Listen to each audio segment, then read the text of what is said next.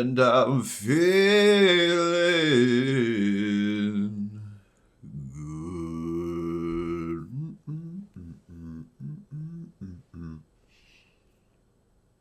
Oh, hi. I didn't see you there. It's just just doing a little bit of singing for some fun because we got the Nintendo Switch 2 Direct. So, baby, am I feeling good. Baby, am I feeling good. Hey, what is up, everybody? Welcome back to the channel. I'm your host today, Gaming Legion. You can call me Legion, you can call me Jacob, whichever you prefer. Motherfucker, we're back. We are so back. Now, without sounding like a complete Nintendo shill, the Direct in itself, isolating everything else, the Direct itself, fucking gas. Fucking amazing. A lot of the information we found out after the Direct, Nintendo, what the fuck? I will be going over everything that happened in the Direct, some of those notes, as much of the information as I could find. I scoured through the Direct multiple times. Thank you, Big Puffer, and I'm Dante, for letting me just go back through your videos, because fuck you. My stream looked like it had 5 pixels, had an orgy, so I couldn't really go back through mine. I'm hoping to get that fixed, by the way. You should go check me out on Twitch and on TikTok. I'm streaming on there too now. But I rewatched through there. I went through the official site. I went through the Ask the Developer site to see some of their things. I did initially have a section during this video of just going through each question and each answer and going through that. There's 4 parts of that. That would have added on an extra like 30 minutes to an hour on the video. So I said, you know what, let's stop that now. And then I also went through a bunch of TikToks going over some of this information where I would then take that, go back to my notes, go back to my sources, and corroborate those. So in the one day, in the 24 hours since since the Direct has gone live, I have done as much research as I possibly could to give you as much information as I could possibly give to you. The editing fuck day dose. So it's been about 48 hours or over 48 hours since the Direct, and there's a lot more information. The Miyazaki interview about Dusk Bloods came out, so there's going to be a whole section of editing fuck date dose, talking about that, and a bunch of other stuff with prices changing, and thanks to the tariffs, now that prices might be even increasing more. We also got looks at UI that I didn't mention before. A lot more information that I didn't put in or have gotten changed. So if you see me in this, just know the editing fuck is here. And if you see me in the other blue shirt I have, this could possibly be editing fuck day trace. I hate my life right now. So, after audio being like half a second off and the whole thing freezing right before they announced fucking Silk Song, as they were announcing, Cyberpunk 2077 and Final Fantasy VII Remake Intergrade coming to the console. Great job, Nintendo. It was still an amazing Direct. It was still great, in my opinion. We got so many cool games coming to the Switch, even if they're ones that I will personally not get because I might already have them on another console or would rather them on another console. It's still fucking insane that they are able to get them on this console. So before I move on at all and actually start talking about things in the Direct and everything around it, let me give you guys pre-ordering information, because I'm sure there's a lot of people who want to pre-order this thing right away. First thing is, as of today, you can only pre-order through the My Nintendo website. You cannot pre-order it through GameStop or Best Buy. If you try and go do that, it's just going to say unavailable. So as of right now, you cannot. I am going to go and test after I record this video. I actually want to go to GameStop and just be in person and be like, hey, can you take a card? Can you take a card? I think the 9th, they said that's when pre-orders are going to open up, so that's probably when I'll just end up going, is next Wednesday. On the Nintendo website, you can't actually pre-order it. You can sign up for an invitation to get the pre-order. You are not actually pre-ordering anything. You are just signing up for an invitation to pre-order. Basically a ticket saying, I can pre-order this. This is mainly to combat scalpers and resellers and all that from trying to get the spots or get pre-orders and then sell it like they did with the PS5 Pro, where they announced that and they had pre-orders go out, and then a bunch of scalpers and bots took all that shit and then were reselling it on eBay saying, hey, we have a pre-order ticket right here for you. You want it? This is their method to try and get around that. So they have some priorities. First of all, you must be at least 18 years old in the US and Canada. That's where I'm getting the rules from, US and Canada. Must be the one who purchased any NSO membership, which means that you had to have purchased an NSO membership, and you have to be the one who purchased it. If you are on a family plan, and let's say dad is the one that's paying for the NSO, he's the one that can actually purchase it. Nobody else in your family can sign up for an invitation. Next is that you must have paid any NSO membership for a minimum of 12 months. I believe that means if you got the yearly or annual one, that automatically puts you in, or you would have to, I would assume, do 12 concurrent months of monthly payments. I'm not sure about that one. I think this is mainly saying if you got the annual plan, then you will get this. And then you must opt into sharing gameplay data and must have 50 hours of total tracked gameplay. So if you want to know if you are currently sharing or how you can share your data, you can go onto the Nintendo website, go to your account, go to your settings. Go to privacy and other settings, and then make sure both data usages are set to share with Nintendo and have the check mark. I'm so fucking happy I just do that shit naturally. So I was already good there, and I easily have 50 hours. I have like almost 9,000 hours in Pokemon Violet because I would just grind it overnight for money. So that is everything you need to get the invitation. To get the invitation to be able to pre-order from my Nintendo. The only reason this is not a problem for me. This whole thing is not a problem for me. I know that if I sign up, I have a good chance of getting it. And I understand anti-scalper, and I 100% agree with it. The only reason I could see there being a slight problem with it is that it basically bars anybody who doesn't already have a Nintendo Switch from getting it, or somebody who hasn't played it enough. And now the easiest thing I want to say here is that, then why are you pre-ordering a Nintendo Switch 2? But there are going to be a few people who wanted to pre-order it who just never had a regular Switch. So they're either going to have to find it day one, or they're going to have to pre-order it other ways. But yeah, speaking of that, the first batch of invitations will be sent out starting May 8th, so we're not going to know who's actually getting it for another month. And then other batches will come out periodically until the entire pre-ordering scene goes public. I would assume that might be every week. They do May 8th, the next week they do another batch, the next week they do another batch. Maybe they do one more batch the next week, and then they make it public. Because May 8th, in just under a month after May 8th, that's when the Switch comes out. So they can't do it for a while. They can't do it forever. Or they just do invitations and they don't make pre-ordering public. That might be something too. Initial invitations are first come, first served. So this is just an invitation. You still have to claim it.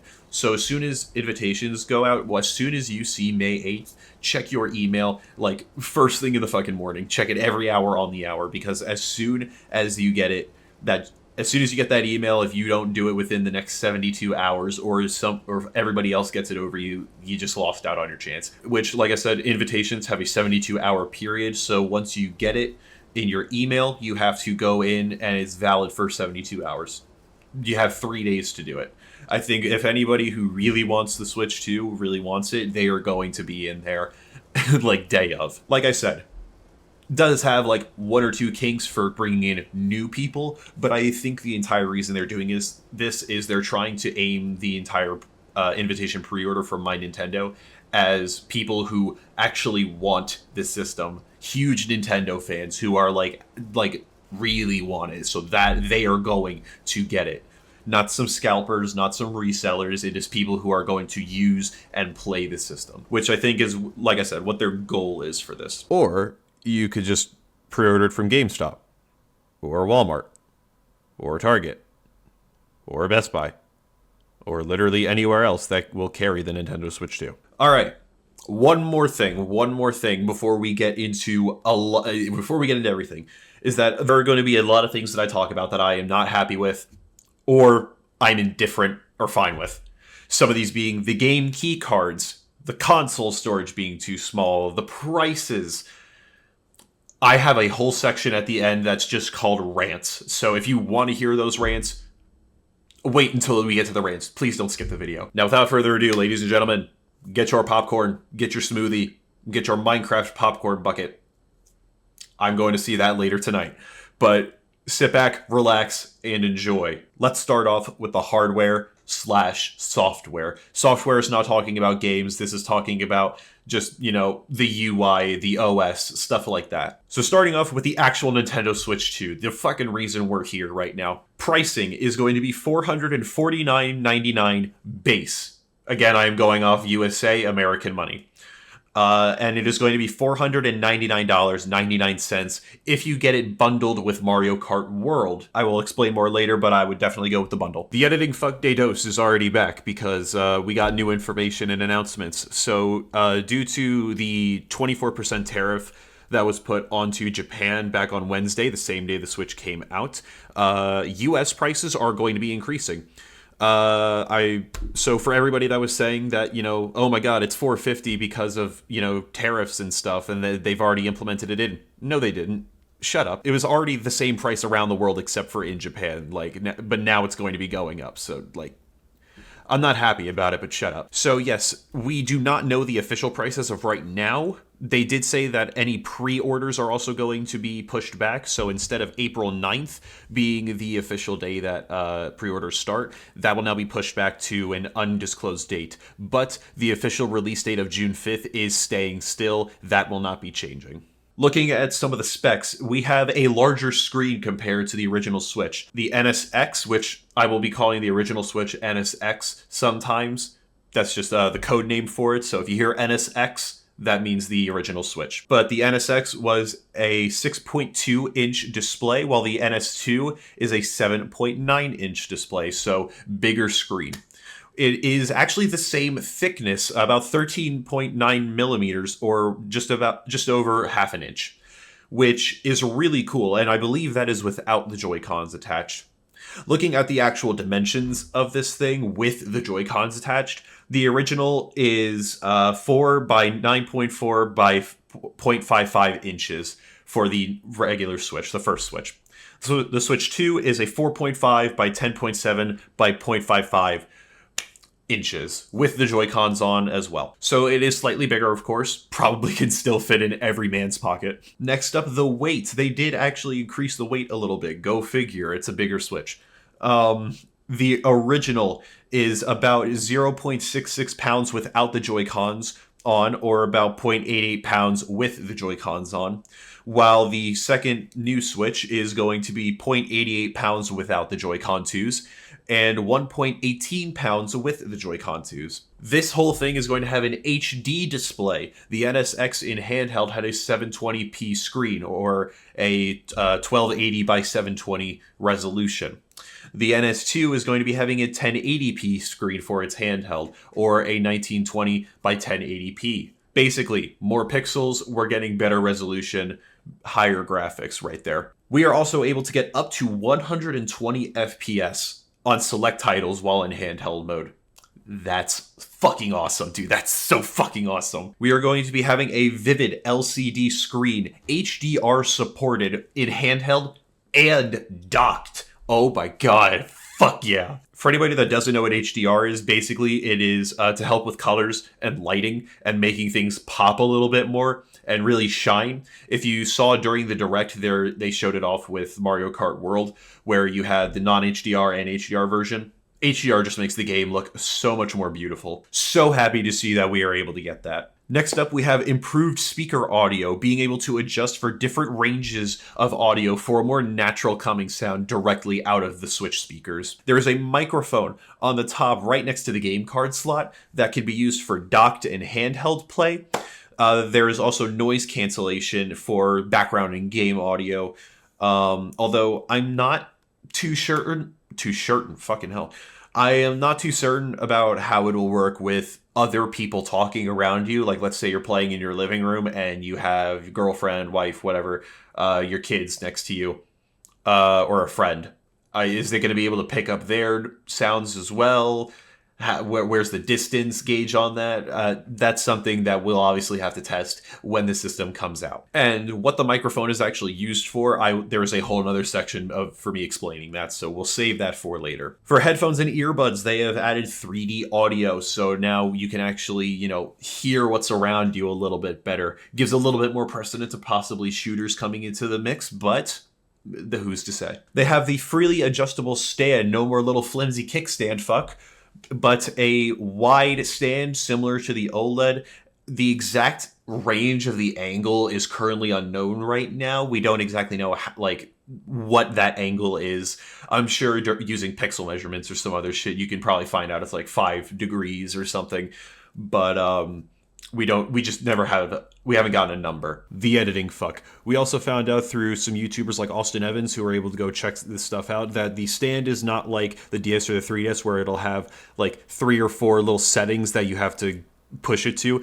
It's pretty rigid enough that you can just literally put it wherever you want at whatever angle you want and it'll work perfectly fine. Thank you, Austin. Next up, we have the 2 USB-C ports, the one on the bottom like standard, and they added the one on the top for being able to use it with charging, as well as some accessories that we will be talking about later. Looking at console data storage, or just, storage, the original NSX had 32 gigabytes of internal storage, while the NS2 has 256 gigabytes. Holy fuck.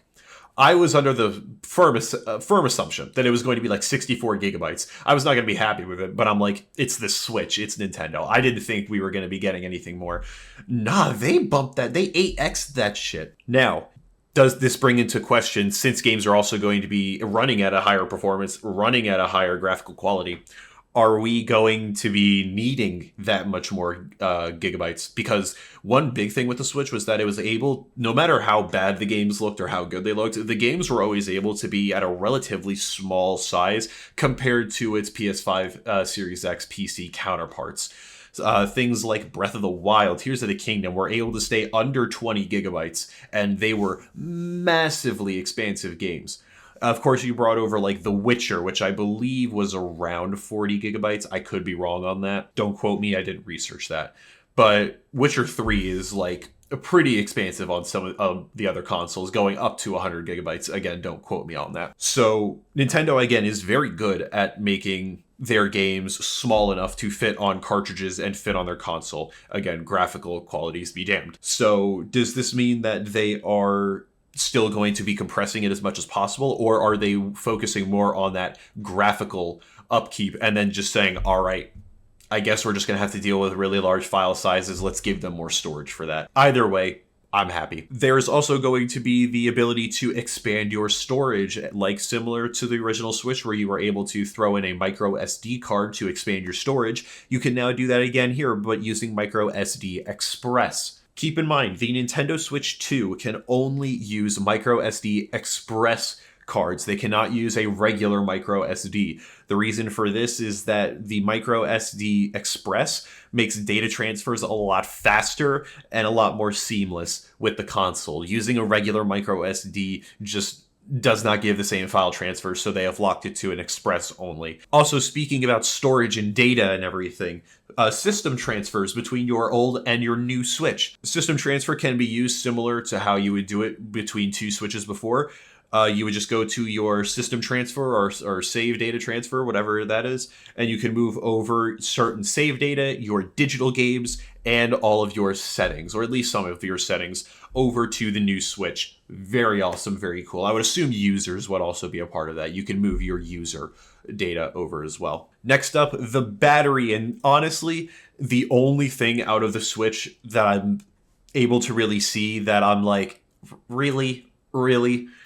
Looking at the battery, the original Nintendo Switch had a lithium-ion 4310 milliamp per hour battery, which allowed for 4.5 to 9 hours of battery life, depending on what types of games you were playing. Obviously, more graphically intense games like Breath of the Wild, Tears of the Kingdom are going to get a bit more up into the 6-7 hour range, and maybe Witcher 3 as well, getting up there in that battery. But lower intensive games can let you go the whole 9 yards, the whole 9 hours. With the Nintendo Switch 2, we are using a lithium-ion 5220 milliamp per hour battery.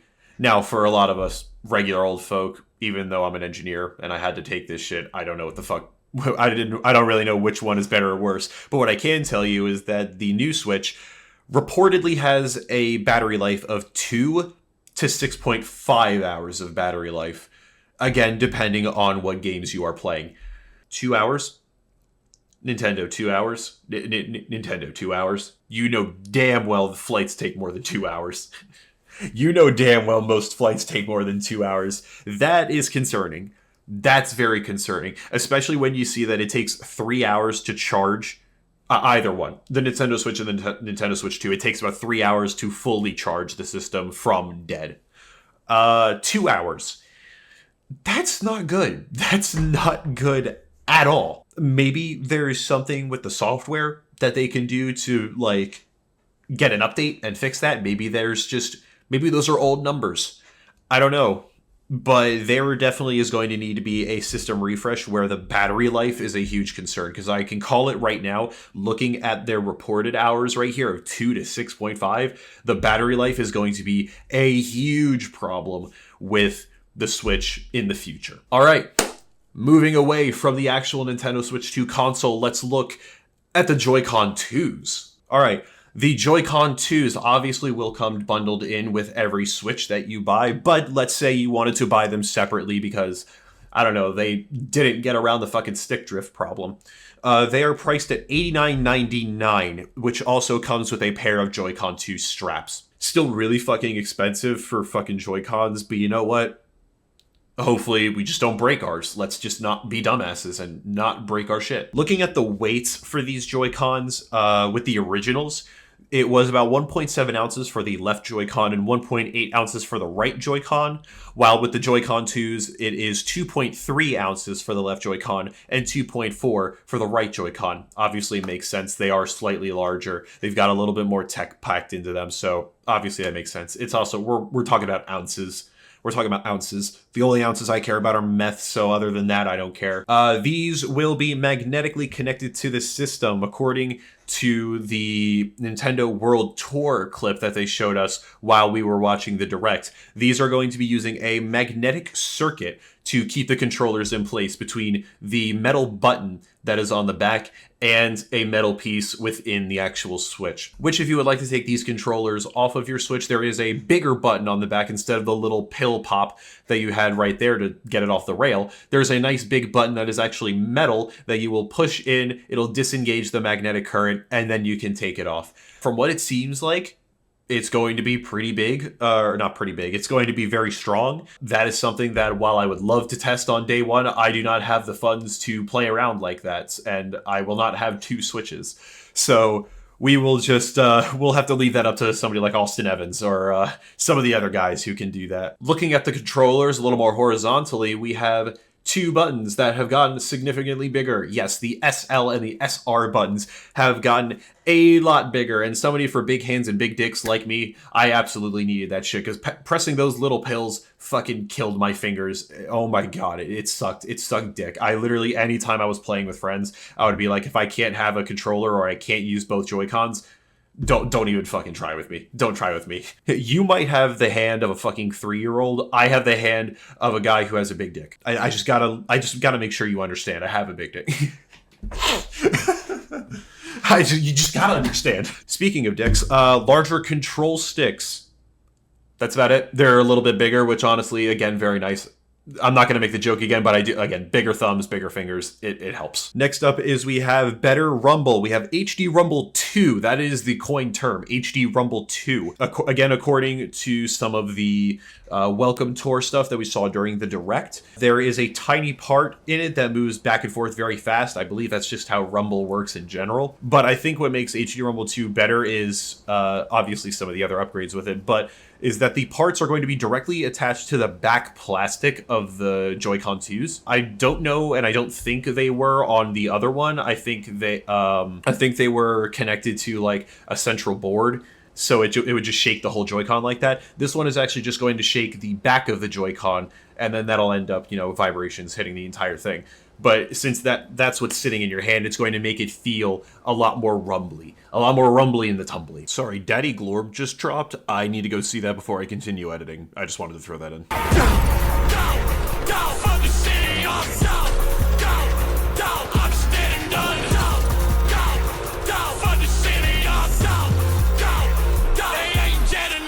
Also looking at it, IR camera is officially out. I was looking at the spec sheet for everything that Nintendo put up on their official website with all the Nintendo Switch 2 information. The IR camera is not listed, so there is officially no IR camera, which means that everybody was thinking that the optical sensor for the mouse was also going to be an IR camera. Unfortunately, that does not hold fruit. Looking at the battery life for the Joy-Con 2s, it's about 20 hours, which is the exact same as the original Joy-Cons, so no change in that. Takes about 3.5 hours to charge. Again, same as the original Joy-Cons. Now let's look at one of the biggest things about these Joy-Cons, mouse controls. Let's fucking go, dude.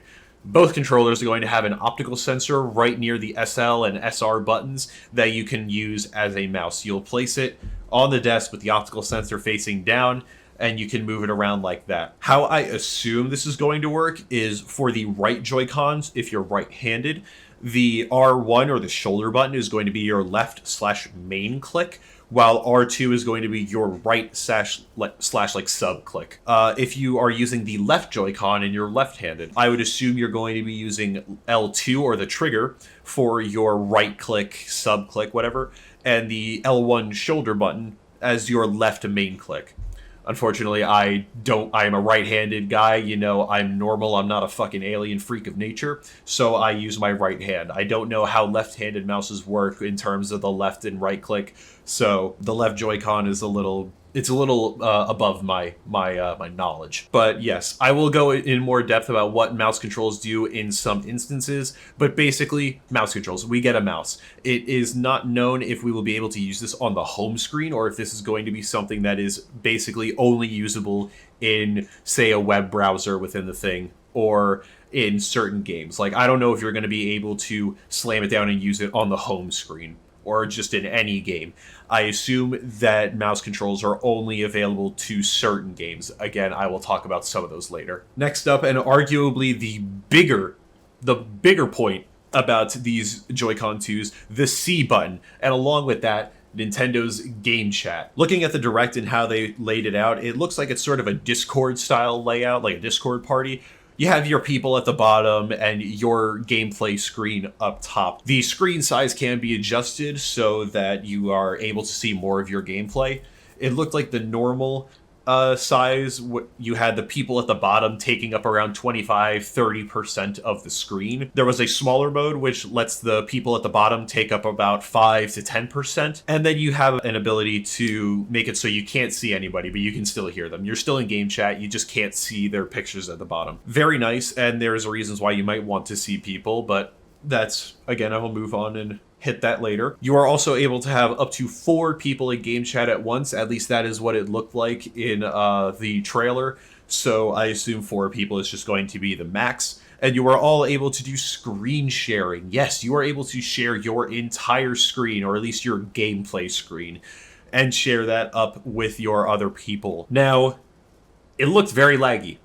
And here's the thing, it was not even the stream's fault. You could tell it was not the stream's fault that the gameplay looked laggy during that screen sharing, because you could see it would go from pretty smooth, pretty good looking footage, and then it would switch over to showing this it would switch to showing the screen sharing, and it was laggy. Now, am I mad at that? No. I don't think we're not exactly streaming with screen sharing. Like, we're not trying to stream it to a 1,500,000 audience, whatever the fuck. So I'm not really worried about people like thinking it's laggy. I'm not worried that it's laggy. I think as long as it's not constantly freezing or anything, I think it will be fine. It being laggy is unfortunate, but I don't see how much more you're going to be able to do with that. Because think about it like this, again, going back to that battery life from earlier. Let's say you're playing a graphically intensive game. Like, let's say you are playing the new Tears of the Kingdom upscaled. Again, we'll get into that later. And let's say you and your friends are all playing that. That means your system is going to be running one of the most intensive games, probably. Also trying to stream that to your friends at like 60 FPS, even 1080p. I highly doubt that that's going to happen and not run out your battery life or your performance immediately. So it's a little laggy, little low on the FPS. I think it's just going to be like that, and I think that's fine. It serves its purpose. You're able to see what's on the other screen, but you don't need a constant stream. If you really need that, just be in the same room with each other at that point then. Continuing on with this, you are able to play different games while in game chat. So this isn't really a game chat per se, this is more of a party chat, similar to, PlayStation and Xbox, where you can be in the same party talking and you can be playing whatever game you want. They had showed them playing Mario Kart, and somebody was playing I think Nintendo Switch Champions. You're able to do different things while in game chat. Very nice, very cool. You are also able to expand somebody else's gameplay to make their screen bigger, see their stuff bigger. Still looked a little bit laggy, so I don't think there's any improved upscaling when you do that. But you are able to blow it up a little bit, see it a little bit better if you're just watching them and trying to help them out with something maybe. Now, looking at what actually happens when you hit the C button, at least while you're in game chat, they didn't show you hitting the C button while outside of game chat, so I don't know how that looks exactly. But we do know that while you are in a call, if you hit the C button, it shows you a little menu at the bottom with buttons for leaving the call, showing and hiding your camera. We'll get into that.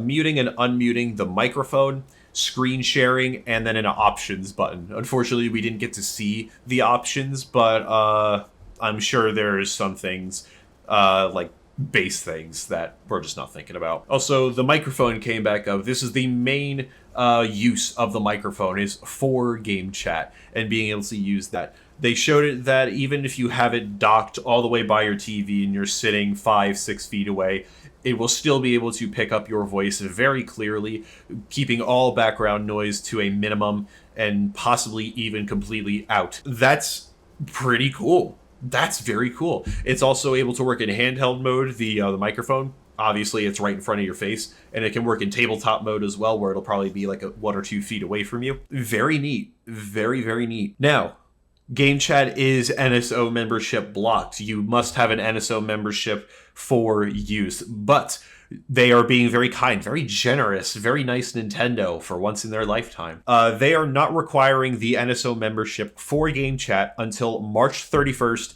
2026. You basically have almost 10 months. You have around 10 months of free game chat, assuming you don't pay for NSO membership. If you want to use it after that point, you will need to pay for the subscription. Game chat also supports parental controls through the mobile app.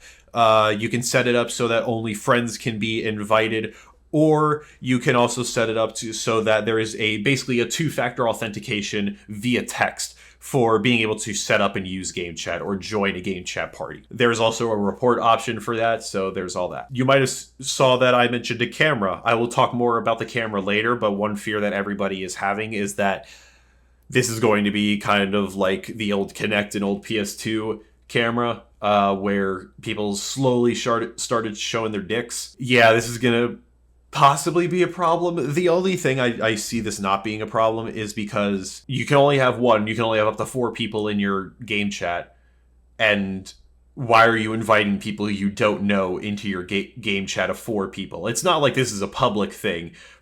As far as I'm aware, nobody can just join your game chat.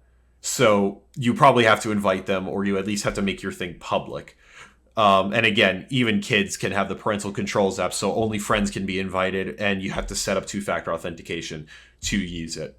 So I don't see there being that much of a problem with people showing schlog. Will it happen? I'm sure. There's weird people out there. There's going to be some sneaky way people are going to get that shit done. But I don't see it being as big of a problem as some people think it will be. Next up, the next big thing, the dock. We're looking at the whole dock, baby, and oh boy, did they improve that shit. Oh boy, did they improve it. First off, looking at the price of the dock, again, you will be getting a dock and charging cables with the Switch when you buy it, but assuming you want to buy the dock and bundled with the cable and brick separately, it will be $109.99. And again, that will come with the dock, a USB-C cable, and a power brick. You can also buy the cable and the brick at its own separate thing for about $30. And I believe you can even buy the brick itself for about $20. The size of the dock, the original Nintendo Switch dock, was about 4.1 by 6.8 by 2.12 inches. The new dock is going to be 4.5 by 7.9 by 2 inches. So that's interesting. They made it a little bit taller, they made it a little bit more wider, but it's actually thinner. That's interesting. And especially because I'm going to talk about some more, they added stuff that would make it seem like it should have been bigger, honestly. Like I thought with some of the stuff that they threw in here, it was going to be a bit bulkier. But no, it's actually slightly thinner. Just because you get thinner does not mean you get lighter. The weight of the original Switch dock was 0.72 pounds, while the new dock is going to be about 0.84 pounds, which again, there's something in here that will make sense for why it is a little bit heavier. Also looking at it, there is an Ethernet port baked directly into the Switch console dock, just like we had with the OLED dock. Ethernet right into it. Oh my god, that's so nice. Thank you so much. It also looks like the back plate is going to be completely removable instead of being on a hinge, kind of like it was on the first one. You just can remove the entire back plate, which honestly, thank you, because that makes cable management a lot nicer. And if you don't want the back plate on there, just don't put the back plate on there. You don't have to. It also looks like it is going to be standing on little like rubber feet. I'm assuming it's rubber. The original Switch dock, they are all just flat on the bottom, which makes it a little bit difficult when you're taking things in and out of it, you know, because it slides around a little bit. Like my Animal Crossing one back there definitely slides around a lot whenever I take the Switch in and out, because I'm a little forceful with it. So having these little rubber feet, it can just, you know, reduce sliding when you're taking the console in and out. And it can also possibly improve airflow. Now, why can it improve airflow? That's because this entire thing has its own fan to help with cooling. No longer is the Switch dock just a basic fucking thing that just somehow upscales to 1080p. No, this thing is able to also assist with cooling, so now the Switch isn't taking that on all by itself. No more overheating with your Switch. No more taking it out and it's feeling like you just boiled fucking turkey on it. No. You actually have a fan to keep it a little more cool. Thank you so much. Now looking at the big thing about the dock. 4K upscaling. Now they did not mention how this is going to get up to 4K. What we assume is it's going to be some form of AI upscaling, similar to like DLSS or PSSR, I think it is. Now, I'm very excited for that, and I'm going to go off the assumption that this is going to work exactly how they say it. But there is that 1% of doubt, like with the PS5 where it said, hey, we can do 8K gaming.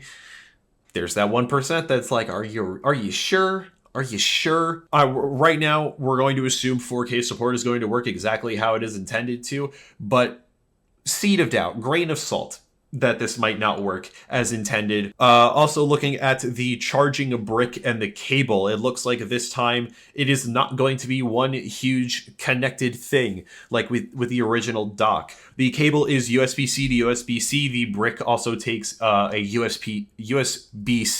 So this actually brings into question, will you be able to power your dock with your own USB-C brick and cable? Because one thing with the original Switch was if you did not use the given Nintendo USB-C cable and brick, then you would not be able to power the dock. It literally would not let you power the dock. So now that they're interchangeable, is this something where we can throw our own USB-C cable and brick on and possibly be able to power the dock with that? I would assume not, just because this thing is going to need a lot of power, and I don't think that they're wanting to account on you using some third-party USB-C cable that could, completely fuck your whole system up. So I assume that the standard is going to be you need to use the Nintendo-given USB-C cable and brick for this to actually power up and work. Or at the very least to get that 4K support. Maybe it'll at least throw it up in 1080p. Who knows? Next up, we're looking at the game cards, both physical and the virtual game cards. I want to go over that as well. So looking at physical game cards, comparing it to the original Switch game cards, they're the same size. They're quite literally the same in almost every way, with the exception of two things. The first one is that they are going to be red instead of black. The actual plastic is going to be red. And then they are also going to be using the NS2 logo or the NSX logo, obviously. We have also heard that there is going to be a new size for these Nintendo game carts. Normally they would span in different, sizes, 1 GB, 2 GB, 4, all the way up to 32 GB at the largest. And they are now going to be creating a 64 GB version with one game already confirmed to be on it and possibly more in the future. Also, I hope these taste better than the last ones. There is also game key cards. I'm going to get into in the rant section later about my feelings on the game cards. But how the game cards are going to work is that some physical games are just going to be available as a game key card, where it will basically just be like a little key on it. It does look like that if a game is going to be game card used, at the bottom of the box, at the bottom of the case, there is going to be a little note on there saying, hey, game card is going to be used. Just letting you know the game card is going to be used.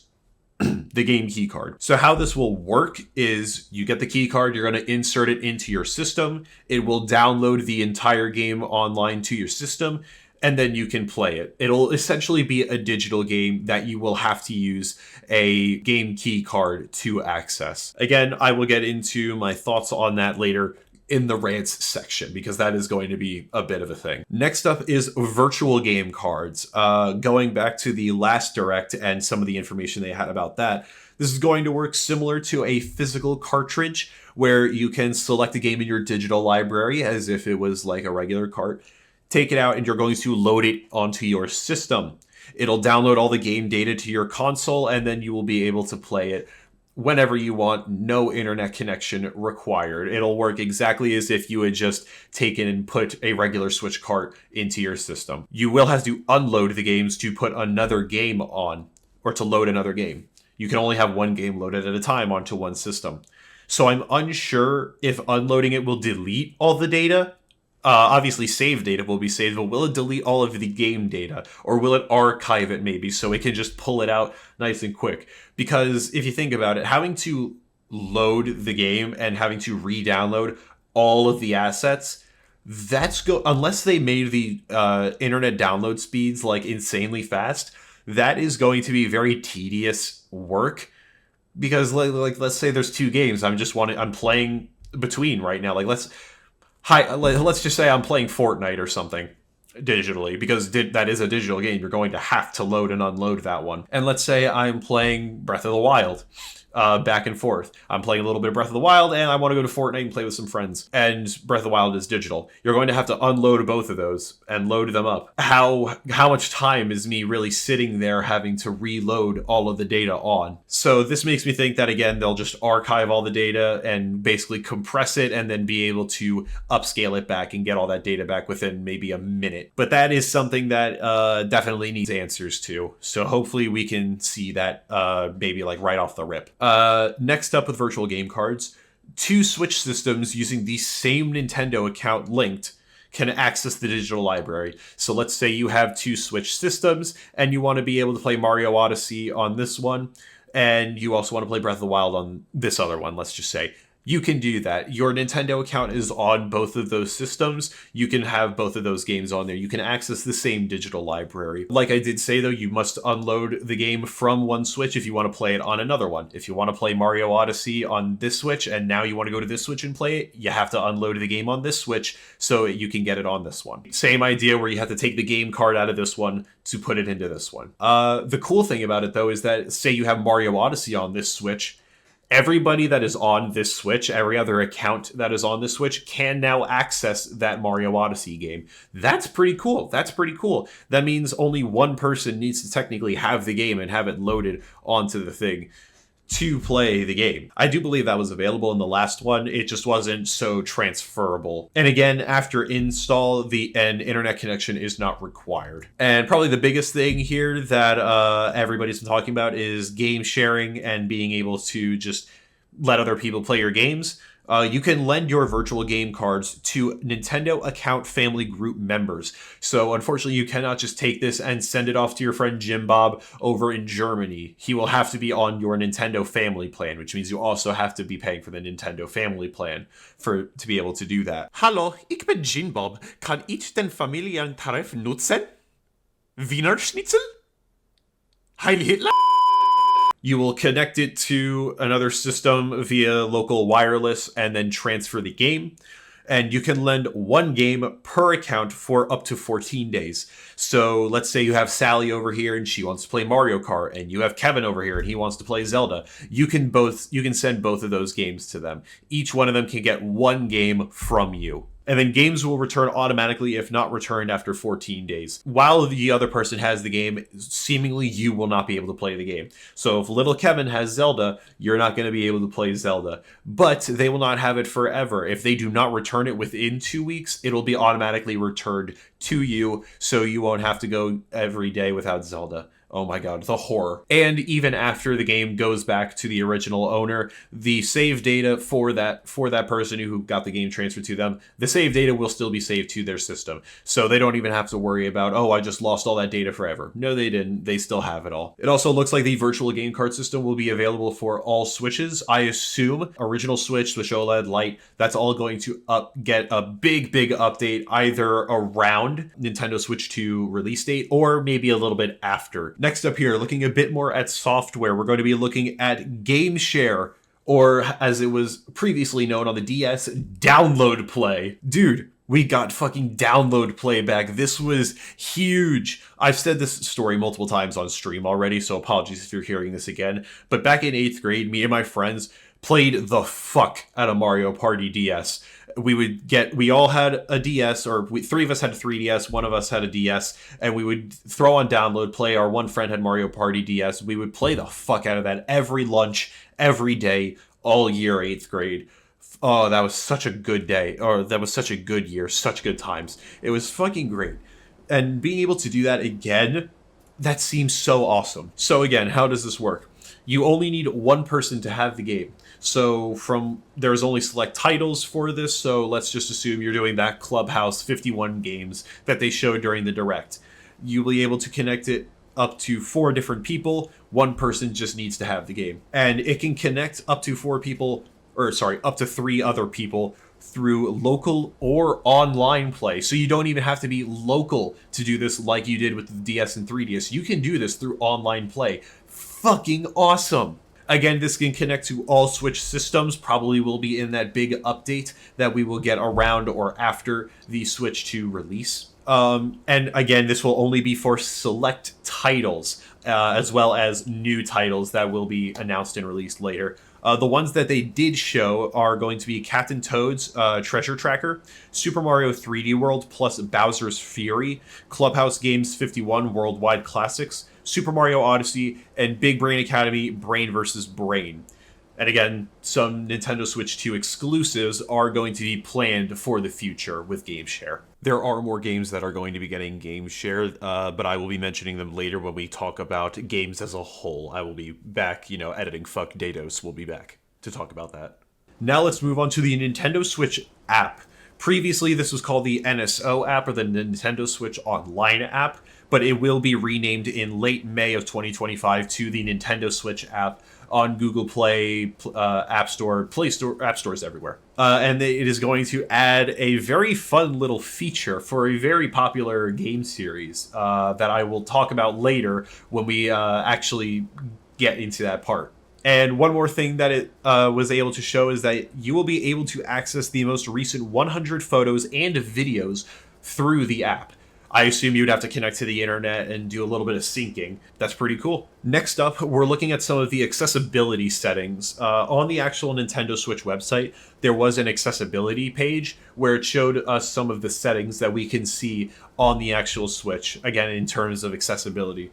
There is going to be a text size, a display colors, which is not going to be themes. This is going to have normal, inverted, or grayscale, those types of things.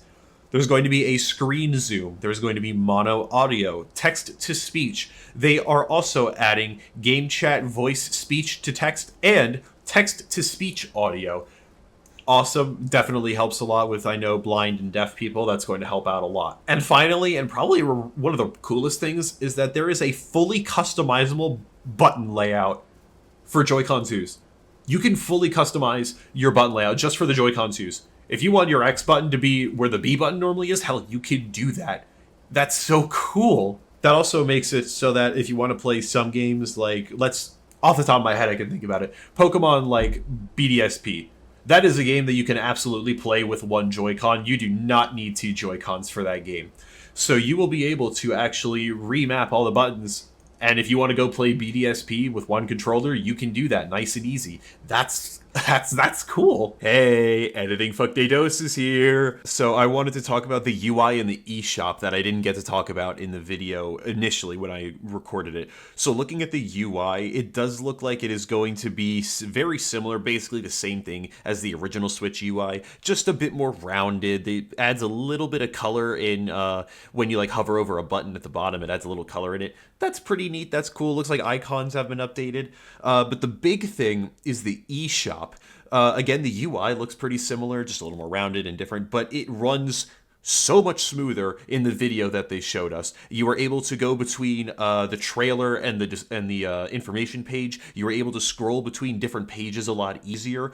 Oh my god, dude. Like, literally saving the eShop right there. Thank god. If anybody doesn't know, the Nintendo eShop on the original Switch, god fucking awful to try and navigate, because it will literally buffer and load every time you try and use it, because you are essentially loading into a web page. You're not loading into like its own separate section on the Switch. You're basically just getting onto a web page, and Switch is not good with that. Switch is not good with that. It looks like the eShop is also going to be adding like a For You page called Game Finds For You. They are going to recommend you games based off the ones you have already bought, and possibly, I haven't seen this is just a theory, but possibly games that you have saved on your system, and it'll like pull those titles and be like, okay, they've been playing this physically, let's give them some games sort of like that as well. That's awesome, because I would say that is another thing that really sucked about the eShop, is that they would give you like, oh, user recommended, and they would give like all the, like the Nintendo recommendations, and it would always have the same 10 to 15 games. They were always first party. They obviously never went down in price,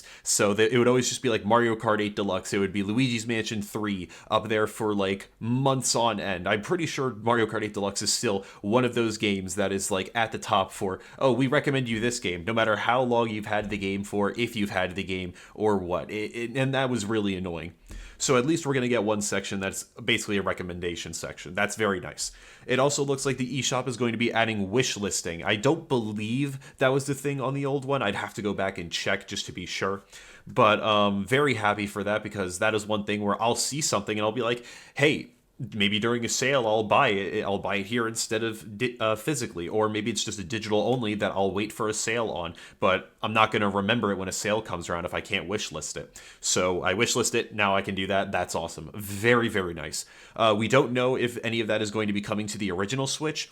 At least I don't know. I didn't look any of that part up. I'm assuming the wish listing and FYP are just going to be for Switch 2 as of right now. Next up, ladies and gentlemen, we're getting into the games. We're stepping away from the hardware after an hour. We're actually going to talk about some of the games on this fucking thing.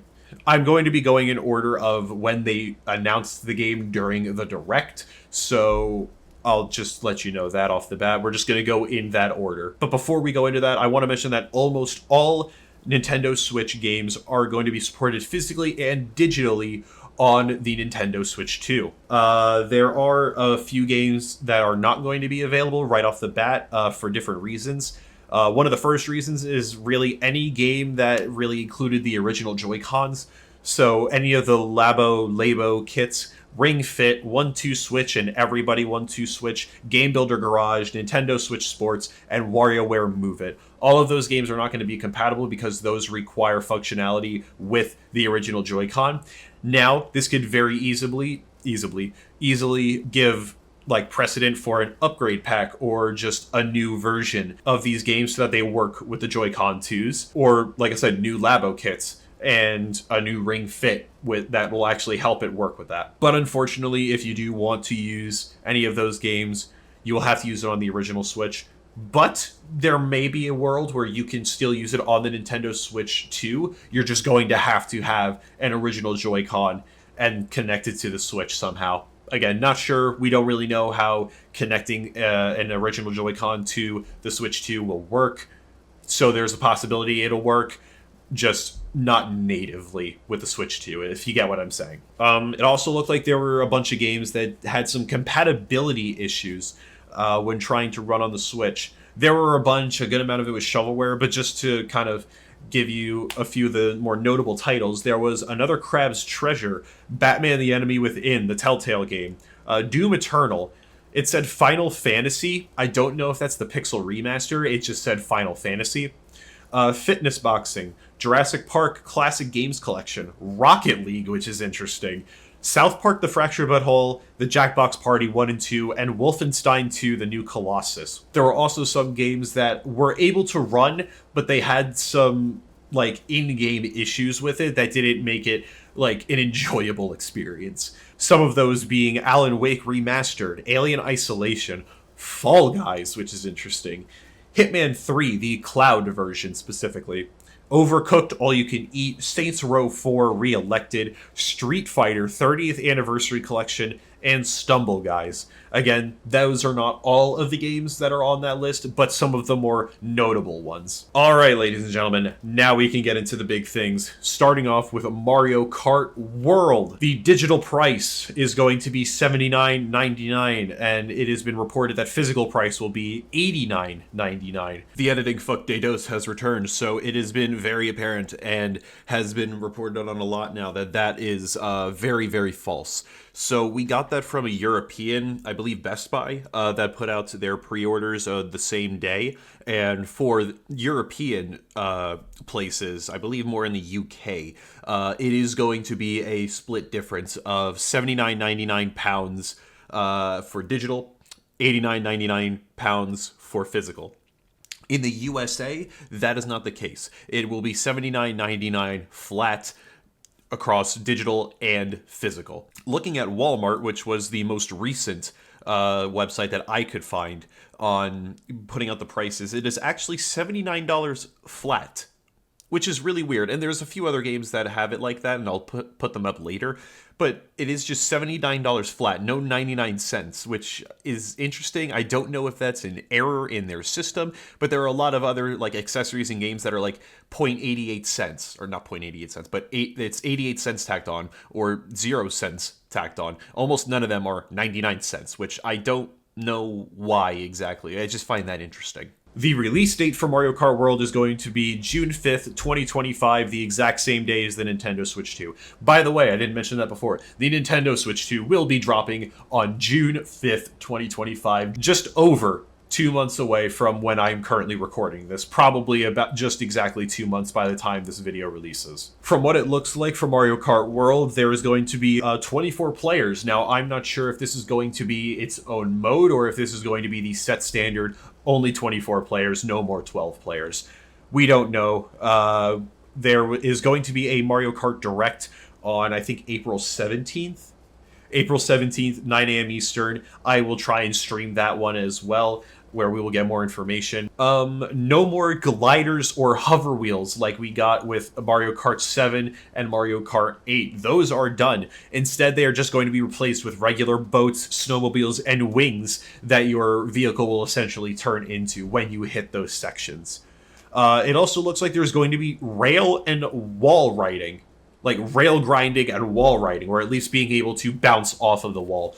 That's kind of sick. That's kind of sick. We have also seen a shitload of new characters. Again, because there's going to be able to be 24 characters, it looks like they were obviously going to need to up the amount of characters you could play, or else it was going to get very stale with all the characters you were seeing. So there have been reportedly 50 characters shown in the trailer that we know are going to be in the game. At least 50. I'm going to go over a few of them here right now. First up, we have the cow from Moo Moo Meadows. We have the Hammer Bros. We have a Lakitu. There's the Penguins. Spike is in here. We have Pauline. I believe this is her first appearance. We have Pokey, Pinata, Nabbit. There was a dolphin and a bee. Goomba. I believe that, again, this is their first time in a Mario Kart game. Cataquack, there was a Fishbone, Snowman, there was a little winged red little shit that I can't remember the name of. Those are just a few that I personally noticed, and people have noticed a lot more. But so many characters that were quite literally just there. Like again, the cow from Moo Moo Meadows. Why the fuck is the cow here? But I'm not mad at it. I'm not mad at it. It's just so funny and random, but it's so cool. It's so cool. It looked like you were able to drive into trailer trucks and use them sort of like bullet bills. Again, that was just a really quick clip we saw of Luigi going into the trailer truck, so we don't know exactly how that is used in game. But it looks like it could be used sort of like a bullet bill, just being able to steamroll past people, but just at a wider range and maybe not being able to go as far or as fast. There's new power-ups. The Mega Mushroom is going to be coming back from Mario Kart Wii. It looks like there is a Hammer Bros item, and being able to throw hammers may be a little bit similar to fireballs. There also seems to be a block that will just give you coins. So instead of getting one coin that you can throw up and use, you will get a block of coins that can kind of disperse and a bunch of people can get. It also looks like there's going to possibly be an item or something that will allow you to change outfits mid-game. Now, they just showed the outfits. They didn't say anything else about it. So I have a question of, is this giving us new abilities during the game? Or maybe this is going to be scene specific. Like when you get to this race course or you're in this cup, this is the outfit you're going to be in for this part. Maybe that's how it'll work. Not too sure. I don't really know why you would want to change outfits mid-game unless it was something like that. This is also an open world racing game. Time and weather are going to affect the atmosphere and will change depending on where you are. And you're also going to be able to drive in open world to the next race. That is so cool, dude. So we're not really getting any menus anymore. We're not getting like anything like that. It's literally going to be an open world. You're going to drive to the cup, and then you'll go from there. Initiate it probably in a menu to at least initiate it, but you have to drive to get there. That is fun and cool. That is awesome. There's going to be a new knockout mode where you're going to be able to race from one side of the map to the other, going through checkpoints all the way along. And like it's knockout. So at each checkpoint, there is going to be a set number of racers that have to pass through. And if you are behind on that, like let's say they showed 16 at one of the checkpoints. If you are in the top 16 people to pass through it, the first 16, you move on. If you are 17 and under, then that's pedophilic shit. But if you are in 17th place or higher, then you will not be moving on. You automatically lose. Next up, there is also a free roam mode, which I believe is just going to be in between when you're like racing in cups or not. You're just going to automatically be in free roam, where you can go literally anywhere on the map. You can go around. It looked like there was coins around on the map that you can collect, possibly for like a little in-game store where you can maybe buy some of those costumes. I do want to think though, we saw the coins, but is there going to be any other open world collectibles that we could be getting? Are there going to be little hidden Easter eggs that we can go find just for the fun of it? Because it's an open world game, but if the only thing you can do is drive around and get coins, I don't know if that's going to be something really cool. Like if they had collectibles and stuff that you could go around and try and find, or maybe little mini missions that you could do, or little fun mini games, then I could see the open world being a lot more cooler and a lot more understandable. But the only reason you have the open world is to drive to other areas. Again, cool. I don't know if that would constitute me being in free roam the entire time. So hopefully there is some collectibles, mini games, mini missions that you can do outside of the main races. Similar to Mario Kart 8 Deluxe, you are able to have 4 players play on your Switch locally, with split screen, of course. So if you want to play locally like that, you can have up to 4 players on the Switch again. And there's also going to be a Joy-Con 2 wheel set that will be sold, priced at $19.99, releasing, we assume, the same day as the Nintendo Switch 2. The wheel set does actually look a little bit better than the old ones. I actually have the old ones right here, which they're all right. They're a little too small. Like my fingers are touching back here. They're getting a little lovey with each other. I don't like that. The buttons are nice back here, but it's just a little too plasticky. Feels a little too cheap, and like I said, too small. With these new ones, they look a little bit bigger. They look more comfortable. Again, big hands. And they look less cheap. Maybe it's because they added what seems to be like like steering wheel like felt along the edges, but it looks a little bit more higher quality, and it also looks like it's not going to break as easy. All right, next up, the Nintendo Switch 2 Welcome Tour. Yes, the not pack-in title, technically. Price is unknown. All we know is that this is going to be a digital game that will be released same day, June 5th, 2025, same day the Nintendo Switch 2 releases. But we do know it is going to be paid for. This is a rant I'm going to throw in here now. I'm not going to say this till later because it's too specific. Why are you making us pay for this game? Why the fuck are you making us pay for this game? Because here's the thing.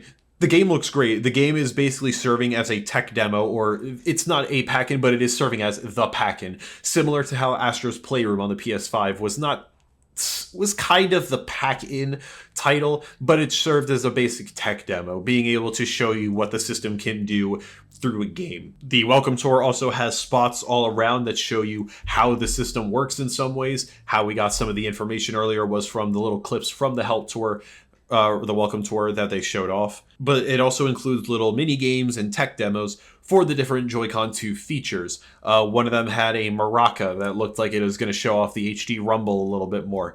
They had the golf one that showed off the mouse features combined with the gyro. But again, why are we paying for this?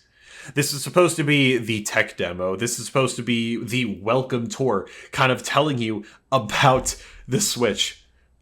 Why are you making us pay for this? Why? I'm going to pull a little thing from Beat 'em Ups here from what he said the other day in one of his videos, but the Welcome Tour is essentially like the manual on how to use the Switch, how things work in the Switch 2.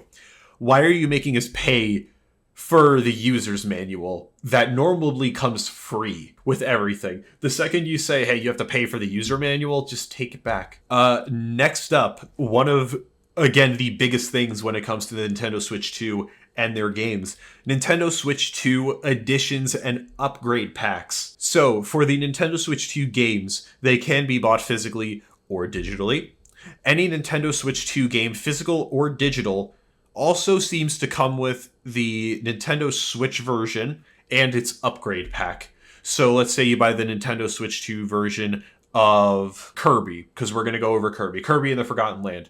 Kirby's coming with a DLC, so you'll get essentially the Nintendo Switch version, and then the upgrade pack that comes with all the added features, all the new DLC, everything else. At least that's my interpretation of how the NS2 games are working. But let's say you have the original Nintendo Switch version, again, Kirby and the Forgotten Land. You can buy either the digital upgrade pack on the eShop and just buy digitally through there, or there are going to be upgrade pack download codes in retail stores that you can buy. I guess that's for if you want to do cash. I don't know why they keep putting download codes in the fucking stores that can't ever change in price, really. It's stupid. But yeah, so you can either digitally use the upgrade packs, or you can find the download codes. Day Trace.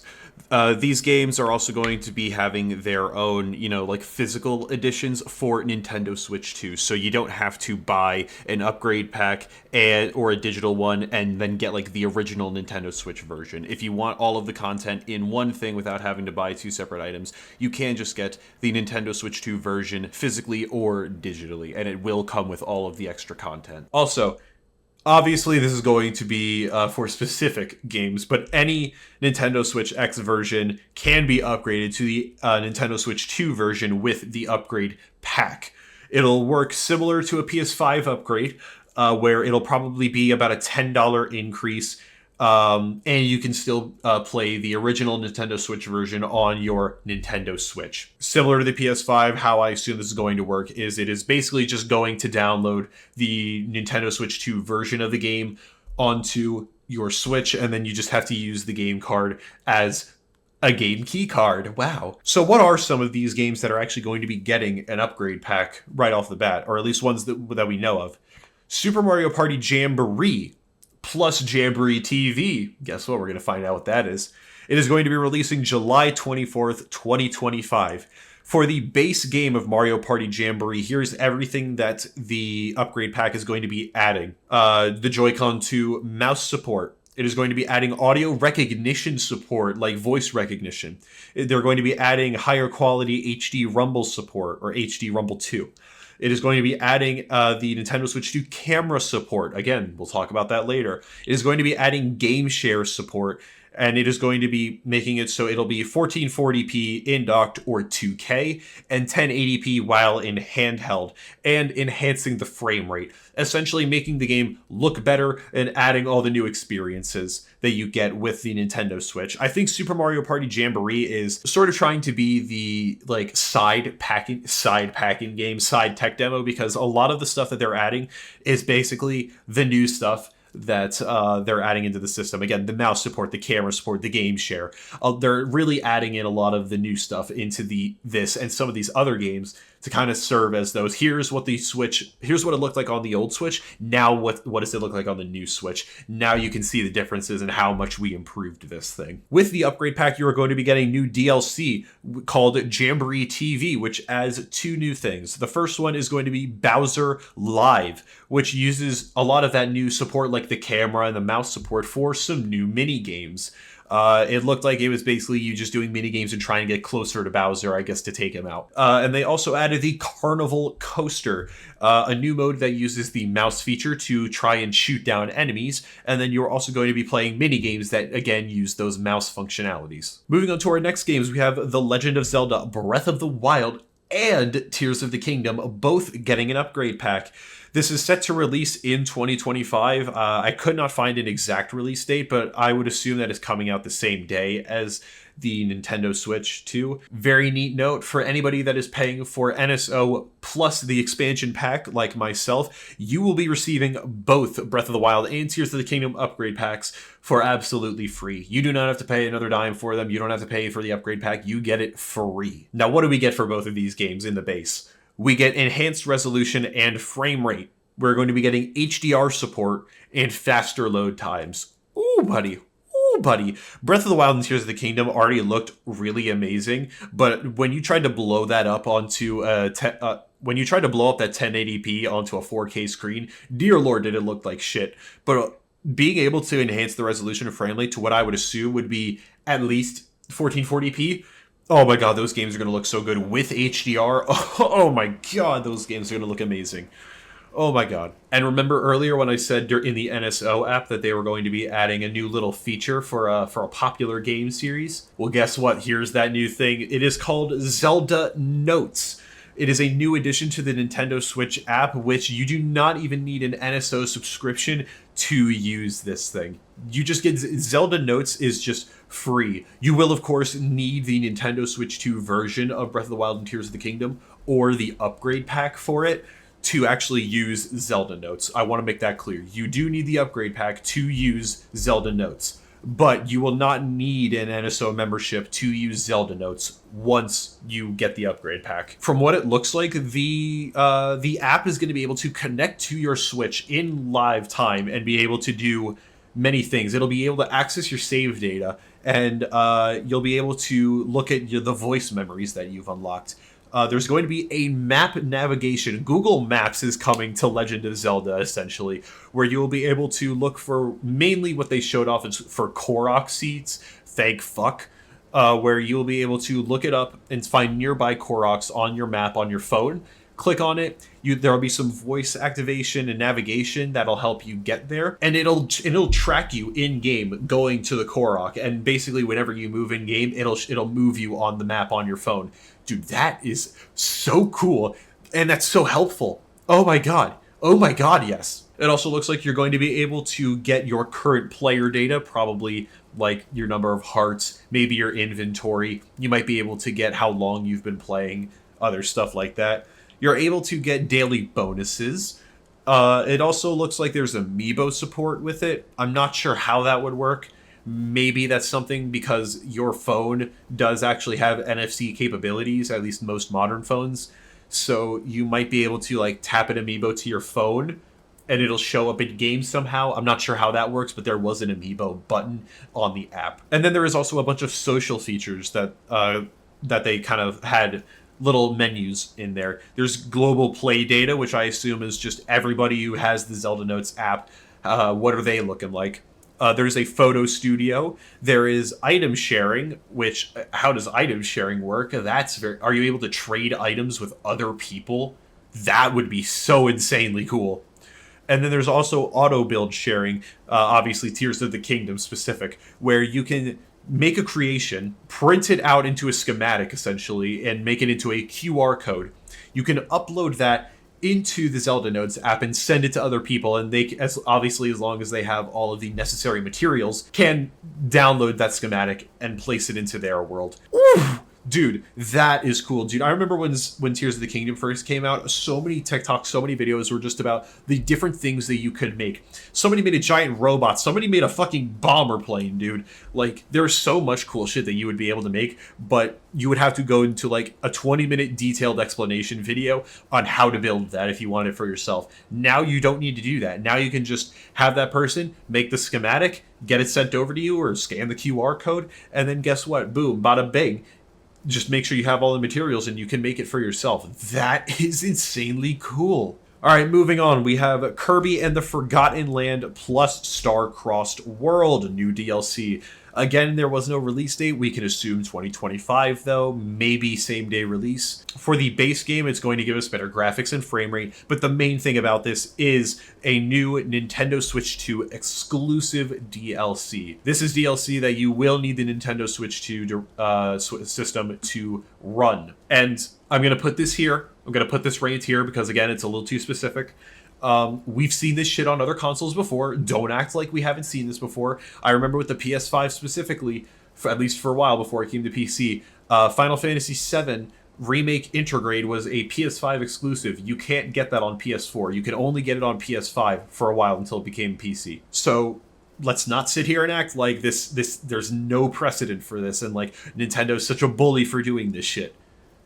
Shut up. Real quick before we move on to the next game, I do want to mention that while Kirby is going to be getting DLC and while the Mario one is technically extra DLC, the Legend of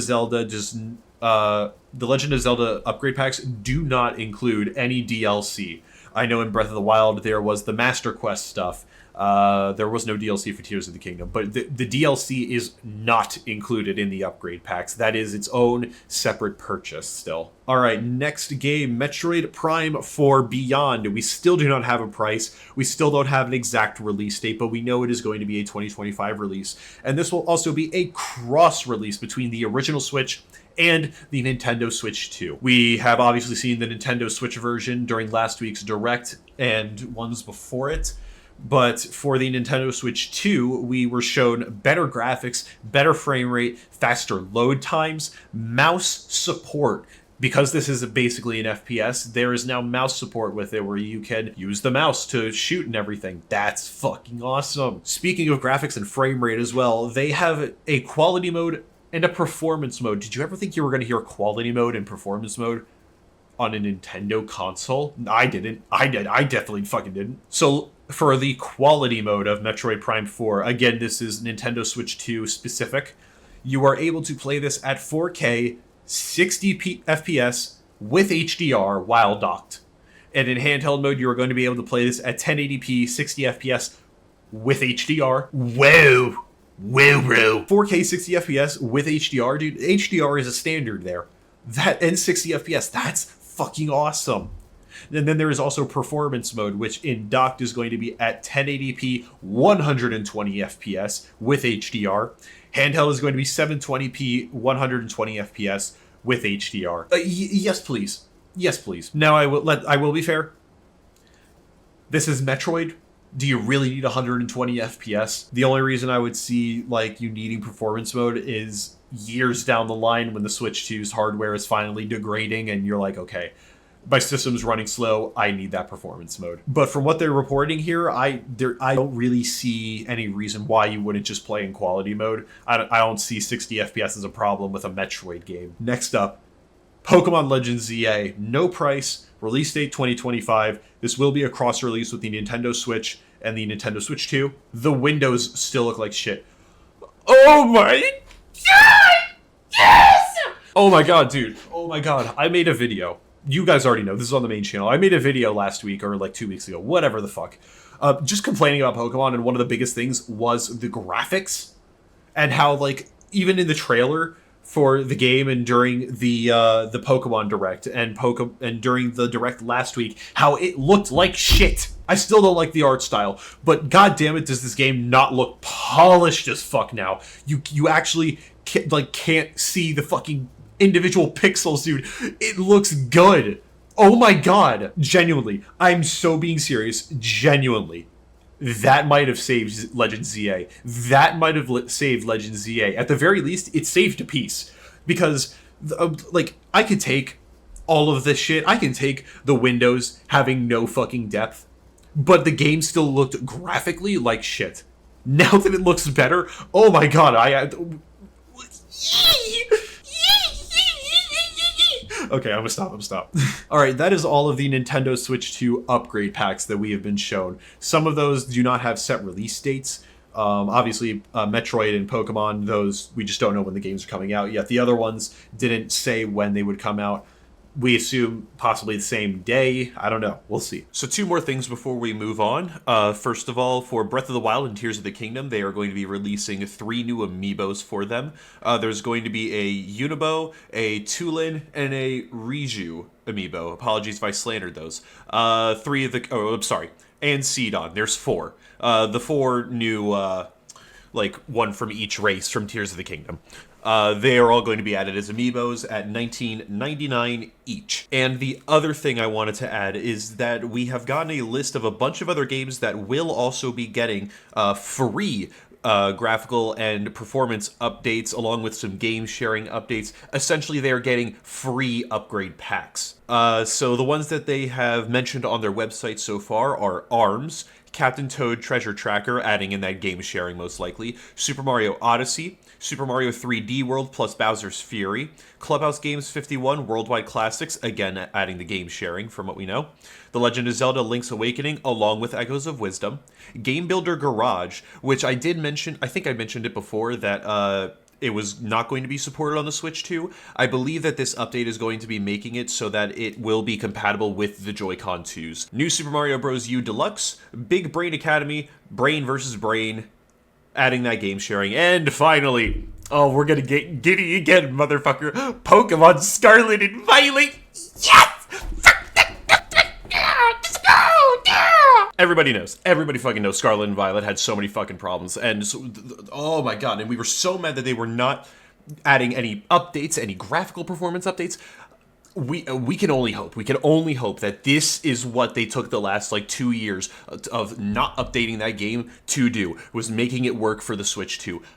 Fucking hopefully. Come on, Game Freak. Give us a win. Give us a win, Game Freak, please. But let's move on to the next games. Alright, first up here, we have Drag X Drive. No price, but this is going to be released during the summer of 2025, so maybe about a month or 2 after the release of the Nintendo Switch 2. This is 3-on-3 basketball with cripples. And I'm not joking, kind of. I'm serious. These are, we are going to be riding around in wheelchairs, and I'm not saying that to be mean. It is actually kind of neat. You're going to be using the new mouse features to be able to, essentially act like you're in a wheelchair. You'll have both controllers, place them down on your table, and you'll roll your wheels yourself. I think that's really cool. The only problem I see with this is if the only way you can move is using mouse controls and motion controls, because that was a big thing with the Wii, is when they tried to implement motion controls into stuff and locked you into motion controls. You were not able to use motion controls, or you were not able to use regular controls at all. If they lock it so you can only use motion controls with this and mouse controls, that's going to be a little iffy. I feel like people will get burnt out pretty quick, because think about it. You're playing this game. That means you have to be at a place where you can actually have enough room to do this. Even on my desk here, I don't think I have enough room to play this game, just because I have my computer right in front of me. If I'm going to do it, my hands are going to have to be out here, I guess, like I'm riding in a wheelchair, just to have enough room for this. The game is cool. And I like the thought, and I like that they're trying something new. I just don't know if this is going to work as well as they hope it will. Oh, you can dunk in the game? Never fucking mind. Never mind. No. Big Game of the Year. GTA 6 releasing? No. Dunk. Drag X Drive is coming, and you can dunk. Never mind. But yes, you can actually dunk in this game. You basically can like ride up the wall, kind of like you're in Rocket League, and jump up, slam it down. Also, really quick before I move on, you can also use motion controls to wave, pick up your thing, wave. You could possibly make other gestures, not too sure. I don't know if this is going to like follow your arm exactly, or if it is just if you pick it up and shake, it's going to just wave.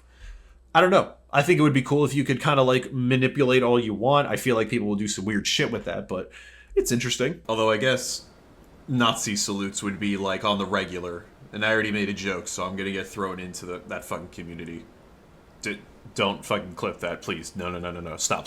Also, you will probably need NSO for this. It is an online experience for 3-on-3, so you'll probably need NSO to actually play the game if there's no like single player story mode. Next up, Elden Ring Tarnished Edition. Holy shit. For anybody that doesn't know what Tarnished Edition is, it's basically just Elden Ring with Shadow of the Erdtree DLC. With that, we don't know the price, but because Shadow of the Erdtree is in here, it wouldn't put it past that it's probably around $80, maybe $70.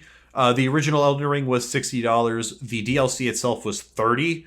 But I do remember that they were selling a like a little bundle where you got the game and Shadow of the Erdtree for about $80, at least physically, back on the PS5, because that's how I got Elden Ring. I could see it being around $80. That would make sense to me, because that is, again, huge DLC. No release date, but it is coming in 2025. Next up, Hades 2, one that a lot of people thought was going to be in this direct, and hell, they fucking clocked it like a motherfucker. Didn't say a price, but it has been $30 on Steam, and also no release date. We don't even know what year it's coming. At least they didn't say anything in the direct. We can assume 2025, but they didn't. We have no official date. Next up, Street Fighter 6, releasing same day as the Nintendo Switch 2, along with 2 editions, Amiibo figures, and Amiibo cards. So there is going to be the standard edition of Street Fighter 6, which we can assume is going to be about $60. And then there's going to be the Years 1 to 2 Fighters edition, which includes the 26 playable characters that you got from the Year 1 and Year 2. And looking at the new Amiibo figures and cards, it says that this will be available at the Nintendo stores, possibly also at other retail locations, but maybe not right away, that they might have to wait a little bit on. The specific Amiibo figures we are getting Luke, Jamie, and Kimberly. And then we are also getting cards for Luke, Jamie, Manon, Kimberly, Marisa, Lily, JP, Jury, DJ, Mommy Cammy, Ryu, E Honda, Blanca, Guile, Ken, Chun-Li, Zangief, Daslim, Rashio, AKI, Ed, and Akuma. I don't play Street Fighter, so I'm sorry if I butchered any of those names. But all of those guys are getting cards. The 3 people are getting Amiibo figures.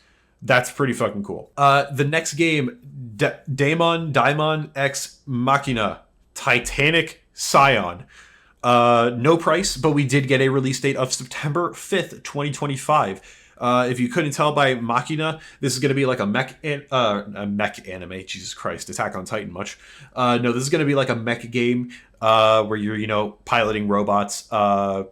Pretty much, I didn't get too much of a vibe otherwise. An interesting game, though. One I would definitely be interested in picking up. Next up, everybody's love child, Split Fiction, coming to the Switch same day as the Nintendo Switch 2. Priced probably at about $40 like it is across everything else. The only thing I want to say about this is the quality. It looks like it took a hit here. It looks like the graphical quality definitely took a hit here. I remember it looking so much more detailed on the PS5 and videos on that. This one, it definitely looks like it's a bit of a potato. Like, it looks like it'll be a cross-release with the original Switch as well, which does suck.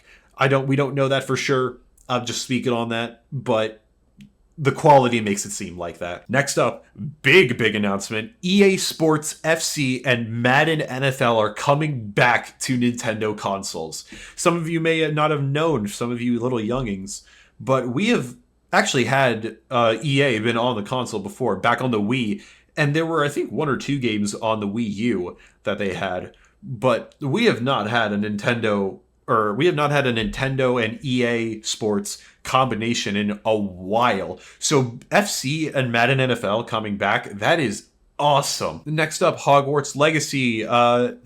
Something funny I thought during the Direct is they didn't mention that they had already released this on the Nintendo Switch, kind of making this seem like this is a first-time release of Hogwarts Legacy. So I think they're trying to scrub whatever happened with the original Nintendo Switch version because, oh god, was it bad? We did not get a price, but we can assume it's probably going to be that 60, 70, whatever it was when it first released. Releasing same day as the Nintendo Switch 2, June 5th. Again, it got that NSX release. So the question for this is there going to be a free upgrade pack or just an upgrade pack in general for this game? Because, like I said, there was a Nintendo Switch release. There's going to be a Switch 2 release. Are we going to be seeing some sort of upgrade for it? Something people have been saying is this is going to be a big test for the Switch as well. We have one game that is a AAA title recently released, technically. I mean, it was only 2 years ago, so it's still sort of relevant in terms of quality features, but it ran like shit on the Switch. So on the Switch 2, we're going to be able to see how much better were they able to, at the very least, optimize the game. Optimize it at the very least, but then also how much better is the Switch going to be able to run something like that? That'll be interesting. I'm excited to see that. Next up, we have Tony Hawk Pro Skater 3 and 4. Obviously, we still have no price, but this will be releasing summer 2025 along with every other console. But we're getting Tony Hawk Pro Skater to the Nintendo Switch 2. Next up, Hitman World of Assassination Signature Edition. I believe the Signature Edition is going to be a Nintendo Switch 2 exclusive edition. Currently, it's around $27.99 on Steam. But because it's a signature edition with some added stuff and it is going to be a new release, I can see this being maybe $49.99, $59.99. That's just what I'm thinking. It could be. They did not set a release date or anything, so we don't know anything about that. Looking at some online stuff from it, though, if you pre-order the game digitally, it will come with the signature pack. And if you pre-order the game physically, it'll come with the Signature and the Quack pack. The Signature pack is going to have Mario-themed costumes, while the Quack pack is going to have some Luigi-themed costumes. That's why I said the Signature Edition is probably a NS2 exclusive thing, because it's basically just adding Mario costumes in. And next up, right after that, they showed off Project 007, or at least a little tease for it. No price, no release date, but we got to the announcement that they are working on a new James Bond game, and it is coming to the Nintendo Switch 2, possibly being an exclusive to the Nintendo Switch 2. They obviously didn't give any really information other than 007, but it's interesting. Possible. Next up, Bravely Default Flying Fairy HD Remaster, and I'm going to be honest, this is the one where I kind of tuned out a little bit. This is the one where I tuned out before I came back for the next one. Because I'm like, oh god, okay. Shitty RPG. I'm sorry. Shitty JRPG. Don't want it. I loved my JRPGs. This one just looked a little too generic, though. But Bravely Default Flying Fairy HD Remaster did not get a price, but it will be releasing June 5th, same day as the Nintendo Switch 2. And then my brain came back in, we turned back. Yakuza 0 Director's Cut, which will be a Nintendo Switch 2 exclusive. The Director's Cut of Yakuza 0 is going to be a Nintendo Switch 2 exclusive, at least for now. No price, but will be coming out June 5th, same day as the Nintendo Switch 2. Next up, a big one that I really thought was going to be like the next Zelda game, but it is Hyrule Warriors Age of Imprisonment.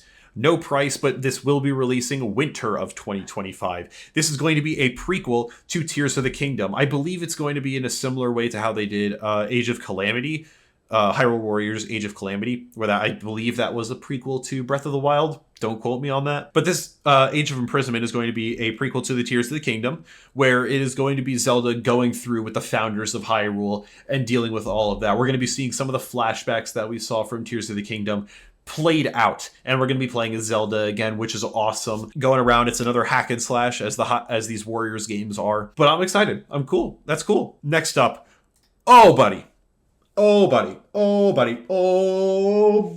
boy, GameCube is coming to the NSO expansion pack, and I believe this is exclusive to the Nintendo Switch 2 as well. So if you want GameCube, you have to have a Nintendo Switch 2, and you have to have an NSO with the expansion pack. Oh my god, that's awesome. Releasing obviously the same day as the Nintendo Switch on June 5th. The games that were included and shown off, first was Wind Waker, then Soul Calibur 2, and then F-Zero GX. Fucking awesome. And then they showed off some more games, like a little ribbon scroll. Is Super Mario Sunshine, Fire Emblem Path of Radiance, Pokemon Coliseum, and XD Gale of Darkness. Sorry for the burp. Super Mario Strikers, which during the direct it was Strikers, and then it looks like it got changed in like the video they uploaded later. Sorry, my bad. It's actually Mario Smash Football that got replaced with that for the UK version. We're getting Chibi Robo, and we're also getting Luigi's Mansion all day one. We might even see more. Who knows? Next up, another big one for a lot of people, Deltarune, Chapters 3+4. For anybody that doesn't know what Deltarune is, this is the side story to Undertale. The Chapters 1 and 2 were released as kind of like a demo, basically for free, and you got to play through that, and we've been waiting on Chapters 3 and 4 for a while. They just came out, and they're coming to the Nintendo Switch 2 June 5th. I believe it is also coming to Steam. I don't know if it is coming on June 5th, but I thought I'd mention it. We do not know the price. Next up, Borderlands 4 is coming to the Nintendo Switch 2. Same release date of September 4th, 2025. Still no price. Next up, Civilization 7 coming June 5th, same day as Nintendo Switch 2. We do not know the price, but it'll probably be that 60-70, whatever it released at originally. This did have a Nintendo Switch version, like its own Nintendo Switch version. So they will also be releasing an upgrade pack for it, which will include all of the mouse features that you can now use to play Civ, which playing a Civ game without mouse features is quite literally like crippling yourself. Like, it's just... You can't play Civ without mouse. Like it's just like playing Sims on a controller. It just doesn't feel right. Next up, we are getting W2K and NBA 2K. We're getting wrestling and basketball back onto the Nintendo Switch system again. Again, this is similar to the EA Sports stuff where we had some back during the Wii era. I actually actually have a WWE game on the Wii. Daytrace. I was actually thinking about MLB 2K, the baseball one. No word if that's going to be coming back to the Switch 2.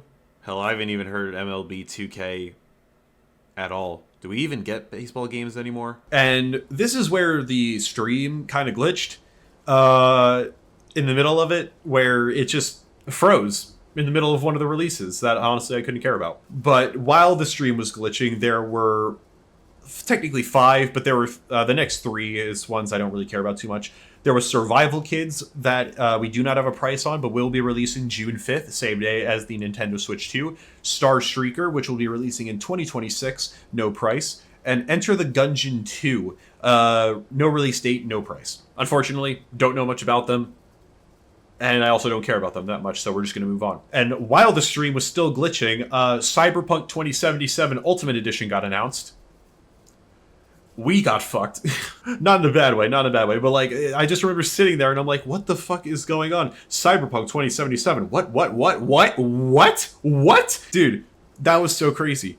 No price, no release date, but it is the Ultimate Edition, so it is coming with the DLC, so I wouldn't be, I would assume there's going to be a $60, maybe $70 release. Daytrace. We have gotten a little bit more information thanks to some YouTubers such as Austin Evans and Marcus Brownlee who were able to go check out the Nintendo Switch 2 earlier, I believe it was back on Thursday, at the New York experience, where they tested out Cyberpunk 2077 and said that it ran, I believe, in about 40 frames during performance, 30 frames during quality mode. My numbers might be a little bit off, so don't take me for fact there. Basically around how it's running on a Steam Deck, a little bit better in some cases from what they've been saying. It also looks like that this is going to be on a game card as well.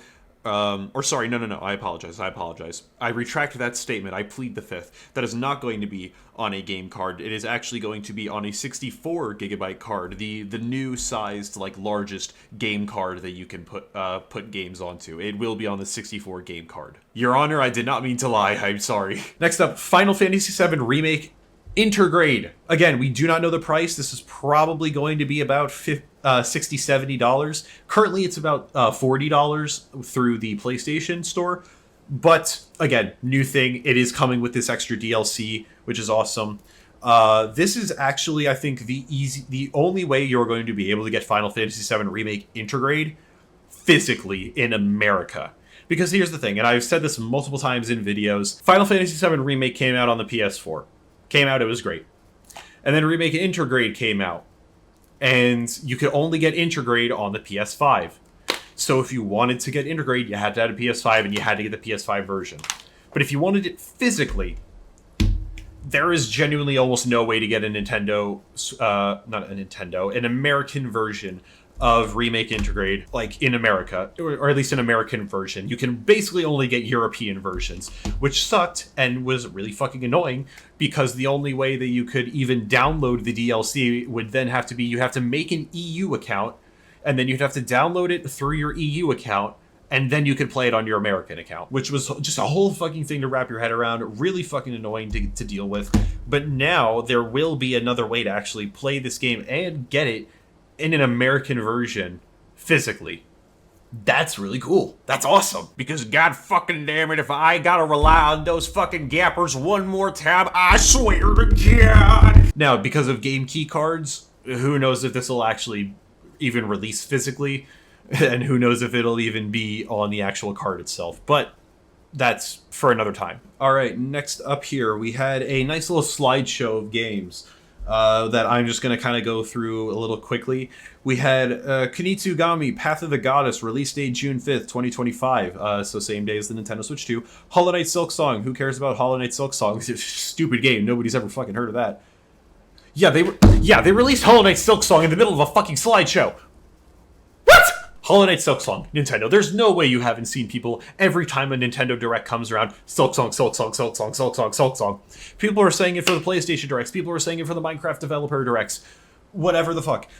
Hollow Knight Silk Song, and you throw it into a slideshow. And I'm lucky my stream came back, dude, because quite literally it just unfroze like right as they were finishing up Final Fantasy VII Remake Intergrade. I almost missed Hollow Knight Silk Song. They didn't say anything. They're just like, oh yeah, here's like 5 seconds of gameplay. Okay, next.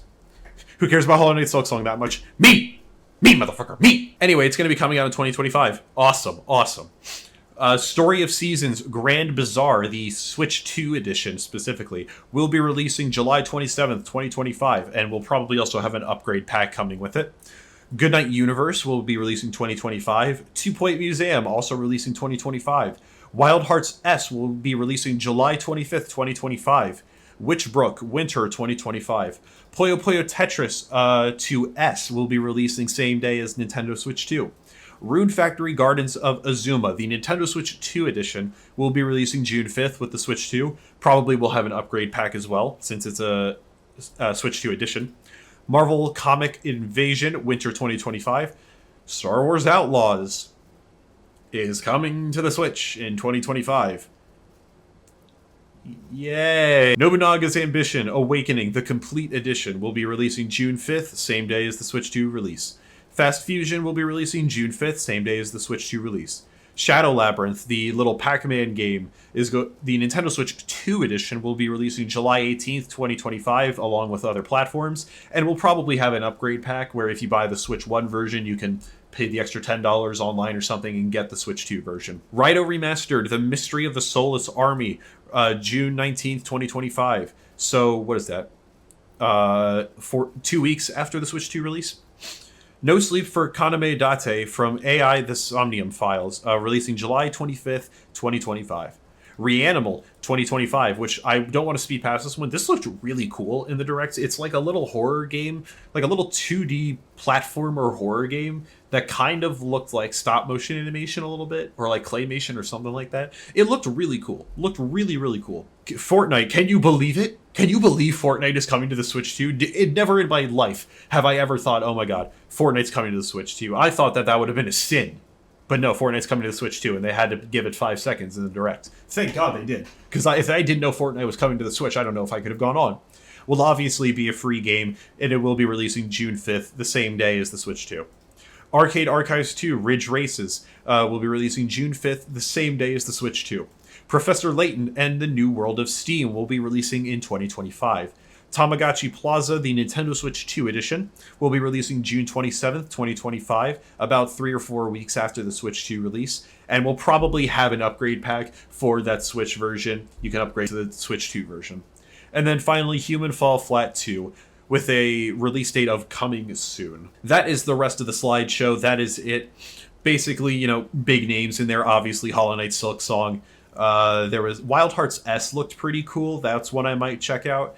Obviously, Marvel Comic Invasion. I'm not checking it out, but Star Wars Outlaws, I mean, it's a big name at the very least. Reanimal, Fortnite is in there. Professor Layton and Tamagotchi Plaza, those are interesting. Those are some Nintendo staples right there. Just interesting stuff that I'm surprised they just really skimmed by. Oh, the next game! Oh my god, I can't even tell you, dude. When this next game showed up, me and everybody else was thinking, Bloodborne 2? Bloodborne's coming? Bloodborne 2? We have the new game called The Dusk Bloods, releasing in 2026. We do not have a price. This is a From Software game that will be a Nintendo Switch 2 exclusive, motherfucker.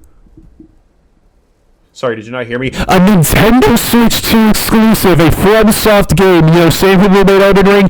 They got an exclusive game on the Nintendo Switch. Get fucked! Dude, that is fucking insane.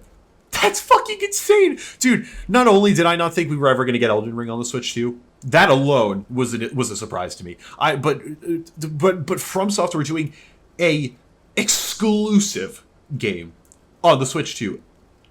Oh my god. Oh my fucking god. What's cool about this is it's obviously has the Soulsborne fantasy, but it feels like it's being mixed with some Japanese, European, and some steampunk elements being mixed into it.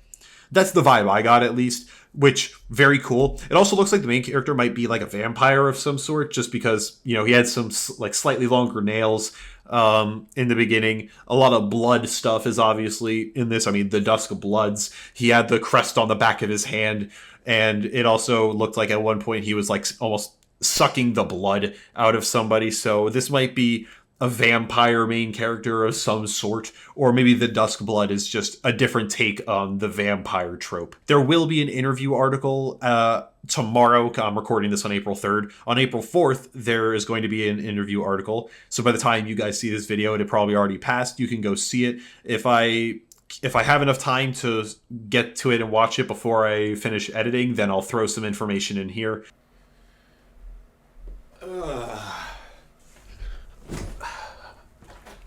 Day Trace is here because Daydos was too slow to finish editing.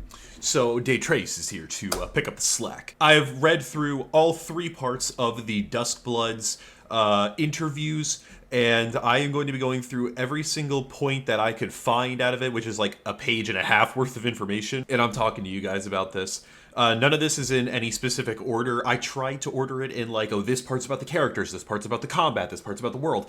Some of it just kind of got like talked about in different parts and in different questions. So I tried to make this flow nice and easy, but stuff might be like sporadically placed while I'm mentioning this stuff. So apologies for that. So first of all, talking about the project a little bit, it was all Miyazaki answering all of these, and he said that this was basically a bare bones project when he first came in. Was like initially going kind of slow, but then Nintendo really pushed for the creation and pushed for Miyazaki to be like, hey, come on, can you really do this for us? Please.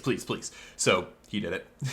Clearly, he's doing it. They did mention that this was originally going to be for the original Nintendo Switch, but then Miyazaki asked and pushed for it to be on the Nintendo Switch 2, which, dear fucking lord, if we were going to be getting Dusk Bloods on the original Switch, oh god, it would have been a failure. Oh, it would have been such a fucking failure, because not only were they not able to be put in as much as they could, did you see how the gameplay looked in that thing? Did you see how the cutscenes looked in that thing? That would not be possible on an original Switch. It would look half as good as that, maybe half as good as that.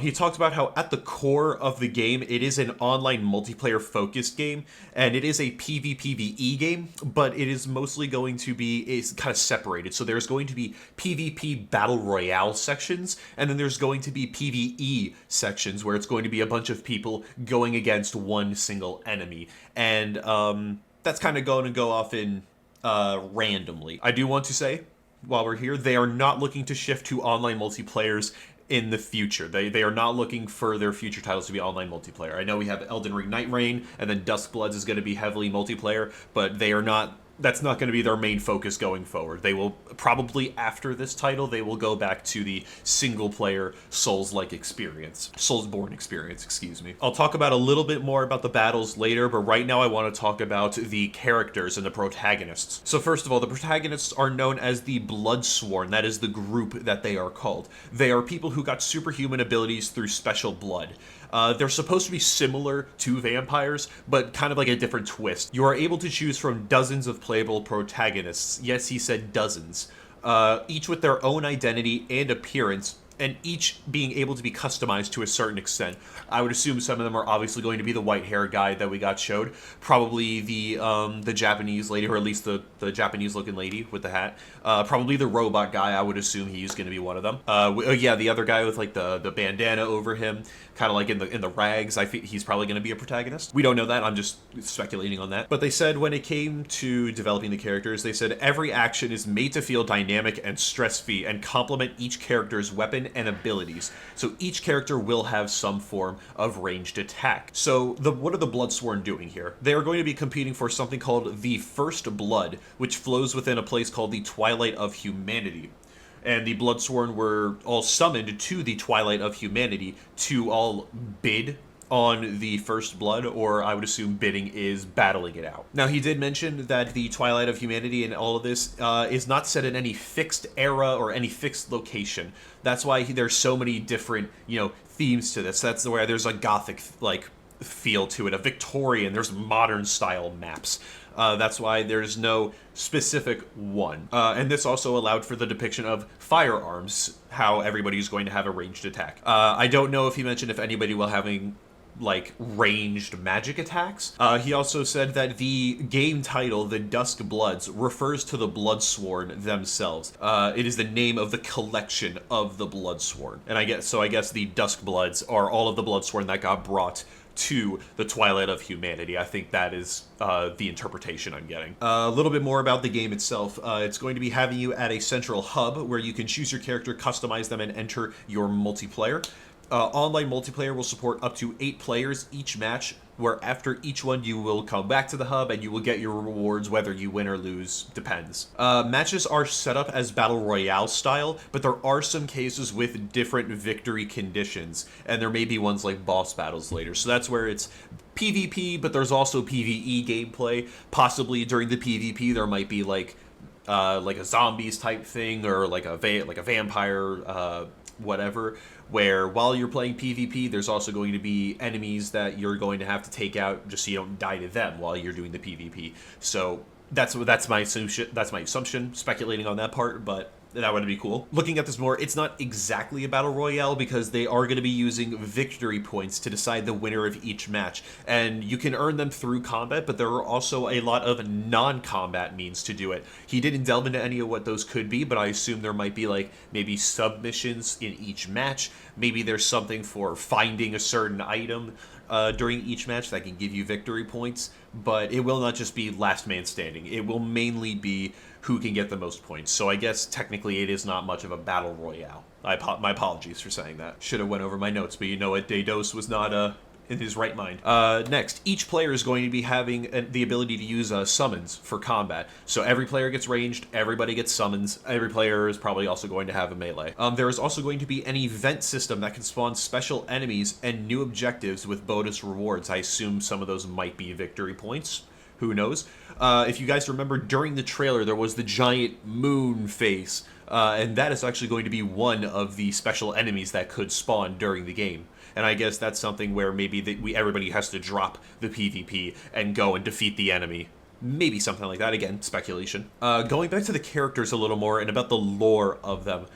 You can get more lore for each character as you change their blood, history, and fate, which is, I guess, you're changing their lore depending on what you unlock. I think that's what it is. By changing their blood, history, and fate, you're also changing their abilities, their appearance, and their inner characteristics, and I guess their personality in the world that they play. Not sure exactly how they would do this. Speculating, I'm assuming this means you're literally just going to change the lore of your character. They might have like set lores where like you have this path and this path and this path, and then depending on which path you go on, it'll change their appearance, it'll change their abilities, and again, it'll change their personality. I don't think based off what this is saying, it's going to be like, oh, you can select this outfit, and then you can select this appearance, or like you can select this personality or this ability.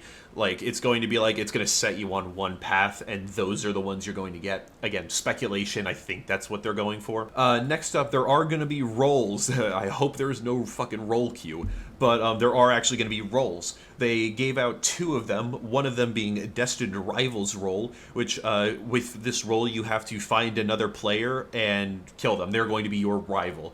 This is similar if you ever play Fortnite. It's similar to like bounties in Fortnite, where you get the bounty and then you have to go find the person and kill them. I'm sorry, I had to bring up Fortnite again. I'm very, very sorry, but it was the only example I could think of at the time. The other role is going to be the Destined Champion role. This is one where you must seek out the other player and form a bond with them. Again, they didn't really delve too much into that about what forming a bond means. Maybe that's just you have to fight with them, and then it becomes a 2v everybody else. Maybe it's something where you have to like complete a little mini mission with them. Again, not sure, but you have to form a bond with them. And by completing either one of your roles, you do get extra rewards and bonuses. Roles can also be assigned through blood customization, so I believe that blood history and fate also will tie into the role that you play. So very, very like role heavy and like RPG-esque, and probably can really get into the role-playing aspect of the game.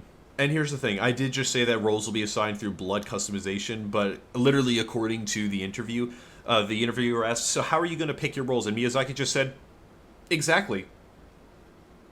Miyazaki, what the fuck does that mean? So I think he's being intentionally vague because he wants us to wait and see, but like, the fuck was that, man? What are you, fucking Playboy Cardi? I'm sorry, I'm just dissing on Playboy Cardi today, but that last album was shit, I'm sorry. Finally, looking at the end of the thing here, we had the Winged Rat, and he actually explained a little bit. The interviewer was like, hey, what the fuck was with the Winged Rat at the end? That the Winged Rat is going to be similar to the Firekeepers from Dark Souls, where they're going to be kind of like a guide throughout the hub, you know, telling you where to go, what things do, yada yada. In Miyazaki's words, not verbatim though, is that they wanted to try something a little cute since they are partnering with Nintendo. I can tell you right now, Dusk Bloods is definitely not going to be anything under a fucking M rating. So I don't know what you mean. Oh, we wanted to do something cute for the kids, dude. I can assure you, this thing is not going to be under an M rating, at least in America, dude. You got guns shooting the fuck out of people. You got demons and vampires in this shit, sucking blood out of people. There's no way this isn't an M-rated game. What the fuck do you mean? Oh, we wanted to make it cute for the kids. What? He didn't mention it was for the kids. He just said they wanted to do it because they were partnering with Nintendo. I just think it's funny, so I wanted to mention it. And yeah, as of right now, that's really all I could find during the interview and any other information about the game, but it's still a good amount about the game. But moving on. Kirby AirRiders. We're getting Kirby AirRiders. I initially thought that this was going to be a remake or a remaster of the original Kirby Air Ride from the GameCube, but it looks like this is actually going to be a sequel. Release date of 2025, no price. Very interested to see. I'm excited. And finally rounding out the games and keep getting me to my 17th out of 20 pages over 2 hours of recording. The final game we are getting, Donkey Kong Bonanza. We get a new 3D Donkey Kong game. And before I get into anything else, I want you to realize this. We've only had one other Donkey Kong game, and that was back on the N64 over 20 years ago. Almost 30 years ago. It was Donkey Kong 64. If you've seen Donkey Kong 64, you know how that game looks. You needed the expansion pack for it. It was a whole thing. But I'm so excited. I'm so excited for it. The digital price for this is looking to be $70. This will be releasing July 17th, 2025, just about a month and a half after the Switch 2 release. This is going to be a new 3D open world platformer similar to Mario Odyssey. I think everybody, like a bunch of people, thought this was going to be Mario Odyssey 2 or something like that after seeing some of the opening shots. But Yeah, very interesting. I'm excited to see it. A little bit of the story, according to the Donkey Kong Bonanza webpage, is you're going to help Donkey Kong through the underground world. The deeper he goes, the more amazing places he finds. Everybody on this island found this cool new thing called the Golden Bananas. But as soon as they found that this enemy faction called Void Co. Stole all of the golden bananas, and now Donkey Kong obviously has to go back with his new friend and try and get the bananas back. It definitely seems to have a bit of a local co-op thing going on with it, sort of similar to Odyssey, where they had Cappy. This new one has this little purple crystal guy that I would assume has some, little things that it can do as well. We'll probably see more about that once the Switch 2 actually releases and we get more information on all that. Or maybe they mentioned it in the Treehouse. If they did, I'll throw it in. All right. The second to last big section here, which means the next hour, is going to be talking about accessories. A bunch of the extra stuff that they talked about and are going to be giving us. First up, the Nintendo Switch 2 Camera. I've mentioned it multiple times with camera support, with the game sharing, as well as some other things. How is the Nintendo Switch 2 Camera going to work? What is it? So first of all, this is going to be $49.99 or $50. Releasing June 5th, the same day as the Switch 2, so you can pre-order that all together. It is going to include a USB-C cable, one that can be plugged directly into the Switch. Obviously, you're going to want to use the top USB-C port for that. And it can be used in any Switch 2 mode. It can be used in docked, handheld, tabletop, whichever one you want. It does seem to have background removal features, so it can focus in on just me, remove the background, which is pretty neat. That's pretty cool. It is also going to be able to be used for GameChat, just to show you. There are 3 different modes you can do with this. You can just have your regular camera. It just shows everything, doesn't remove the background, and it just shows your full face. There's background removal, which will show your gameplay, and then it'll obviously just have you with the background removed. And then there's also what I like to call face in the circle, where it has a little circle and it just has your face in it. It tracks your face. At least I think it will track your face. And then it'll just throw you in the little circle. This camera does have support for some games and will in the future. The biggest one and the really only one they showed off right now is Super Mario Party Jamboree, where your face will actually turn into your player icon. So instead of, your character on the bottom of the HUD, showing like whatever character you're playing, like Mario or Bowser or whatever, it'll actually show your face. And when you're showing little icons during mini games and stuff, it'll show your face there, which that's pretty neat. That's pretty fun. I think that actually makes things a lot more funny with the game. Like Super Mario Party Jamboree, I think is probably the best way they could have added the camera support. And like I said earlier, with the Jamboree TV and the Bowser's mode and everything, they are adding some mini games that actually utilize the camera. One that they showed off was actually you trying to balance stuff on your head, and it would track where your head is at to kind of like move the thing. I thought that was really cool. And maybe there's more mini games similar to that utilize the camera. The only question I do have, again tying back to Super Mario Jamboree, is how are they going to differentiate what mini games you do? Because what if not everybody has the camera? What if everybody can't do one thing? I don't know. The camera, I think, might be something that either they're going to need to auto detect, or they're going to need to find a way to add in ways to not use the camera. I don't know. That's something that happens. We'll figure out when the game comes around. Next up, the camera is going to have a nice wide view, so you'll be able to see a lot of the room, be able to get it. This is mainly for families as well. This whole thing is really for families, to try and connect them a little bit during this. The lens can be freely adjusted, I believe, on the vertical. Horizontal, you can just fucking twist it. But vertical, you can freely adjust it. And it has a built-in privacy shutter. And one thing I actually just saw earlier is that they are thinking about releasing a Piranha Plant version of this, where instead of just the regular camera, it is going to be like a Piranha Plant, which looks super fucking cool, and then your privacy shutter is just closing the mouth. That's really cool. And honestly, if the price isn't too much more than, like, if it's maybe $10 more, I would absolutely get it. According to Reddit, somebody I found on here, they are saying that a UK retailer is having it priced at £39.99, which is $20 cheaper than their Switch 2 camera at £59.99. So we might be getting a Piranha Plant thing for what, maybe $29.99, $39.99. If it's cheaper, that'd be fucking awesome. But we don't have an official price. If I end up finding one before this video goes up, I'll throw it in. Next up, the Pro Controller. We're getting a whole new Pro Controller, $79.99 E. Will be releasing June 5th, same day as the Nintendo Switch 2.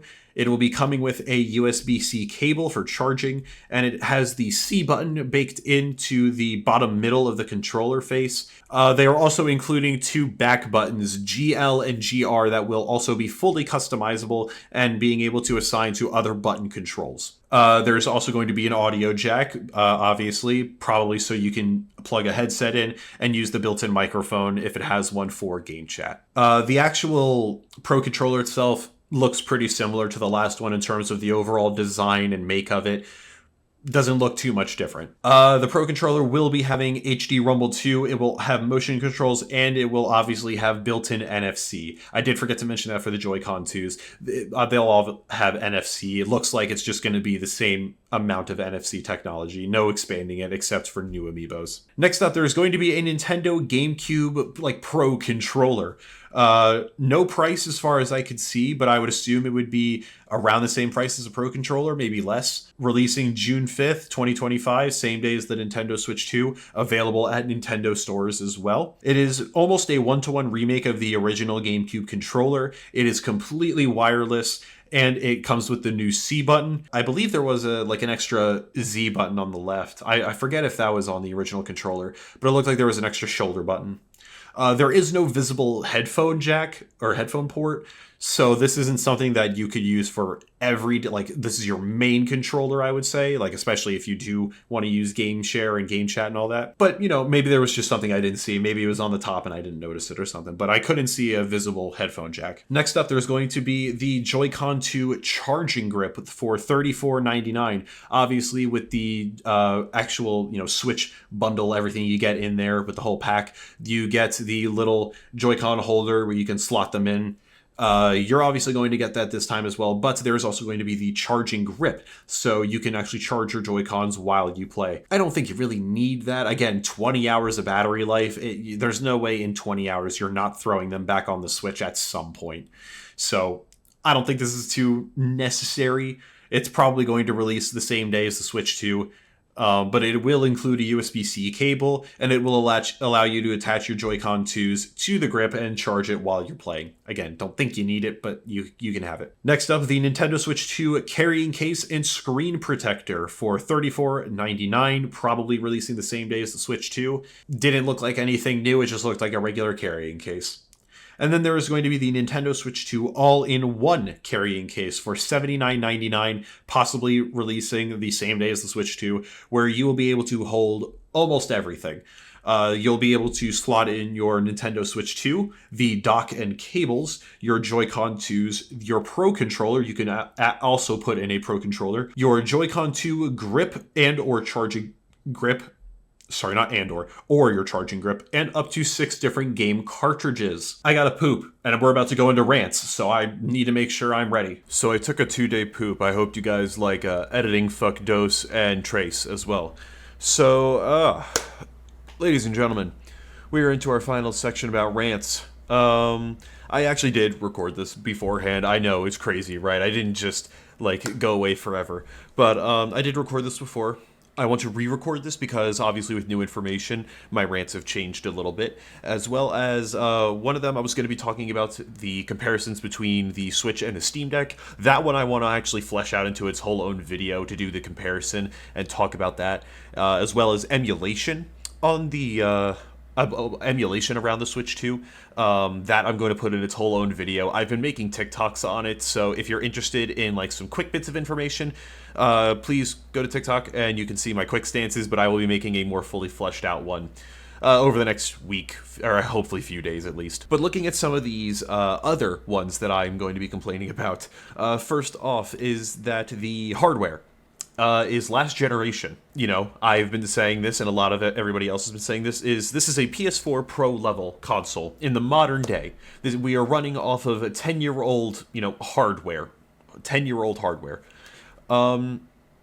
Shut up, first of all. You don't understand why this whole console needs to be at a PS4 Pro level and why that is more than perfectly fine right now. First of all, this thing needed to be at a PS4 Pro level. And I'm going to tack this one on in here about, oh, it's just a mini upgrade from the original Switch. Yes, an upgrade we have all been fucking asking for years now. Everybody under the sun has been saying we need an upgrade to the Nintendo Switch. And guess what they just did? They took it from fucking Game Boy level all the way up to PlayStation 4 Pro, my guy. Like, we got... It's insane. And it's technically even better than the PS4 Pro. It's technically better than the PS4 Pro. The PS4 Pro settings alone is 1080p, 60 frames. And if you want to do it in 4K, it's 30 frames.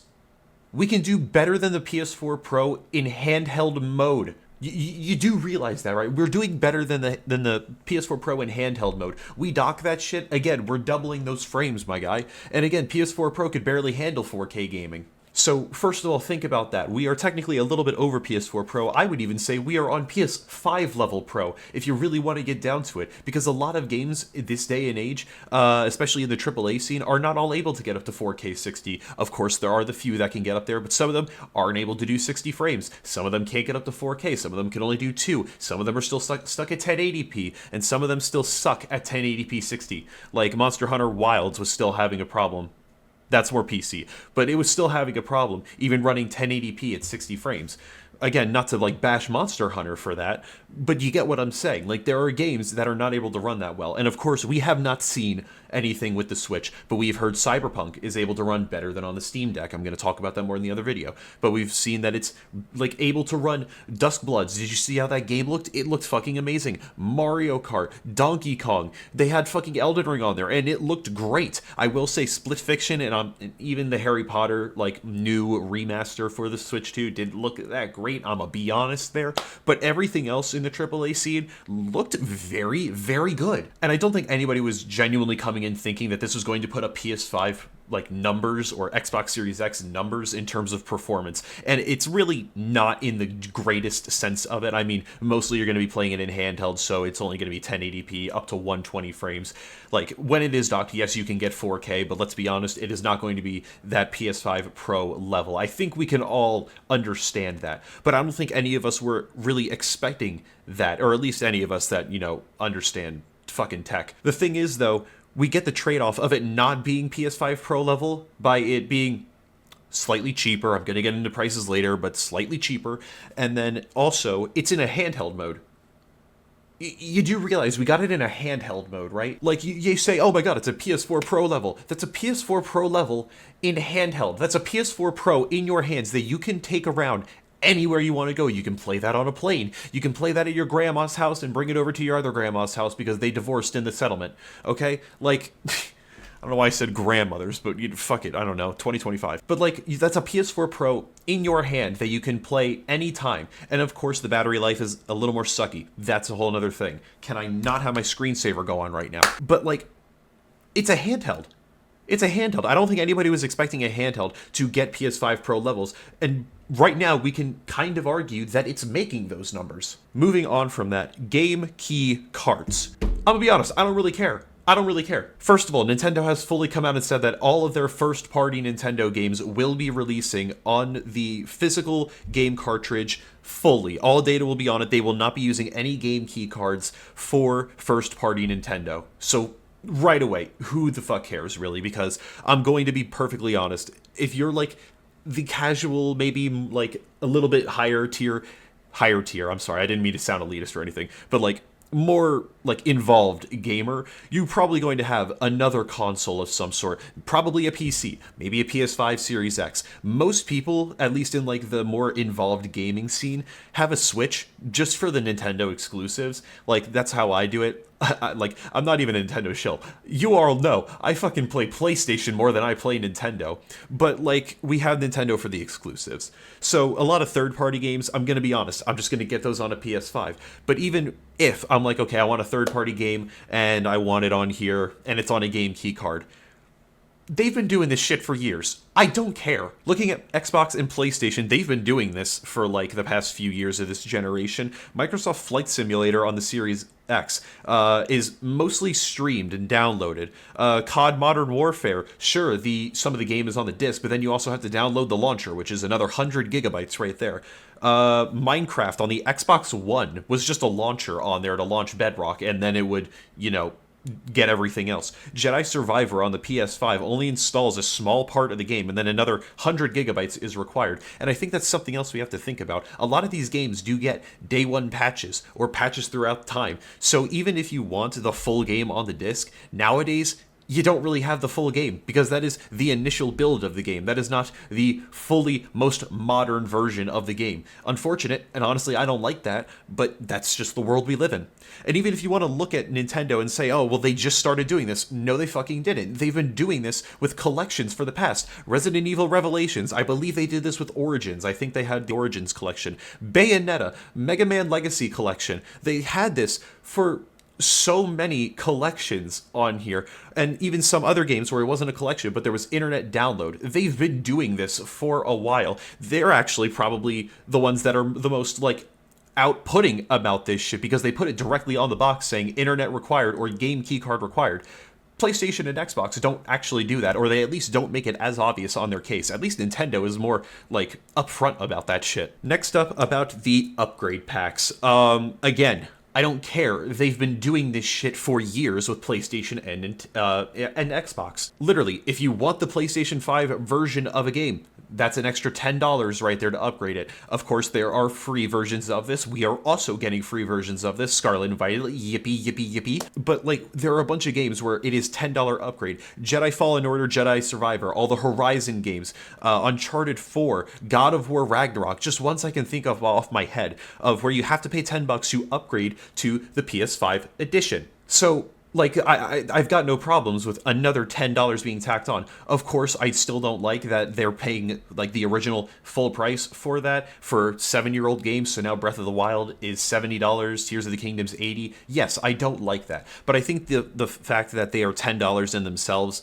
and people are complaining, oh my god, we're paying for graphical updates. Yes, we've all been doing that on the PS5 and the Series X for years now. And then there are the ones that are $20, and people are saying that's bullshit.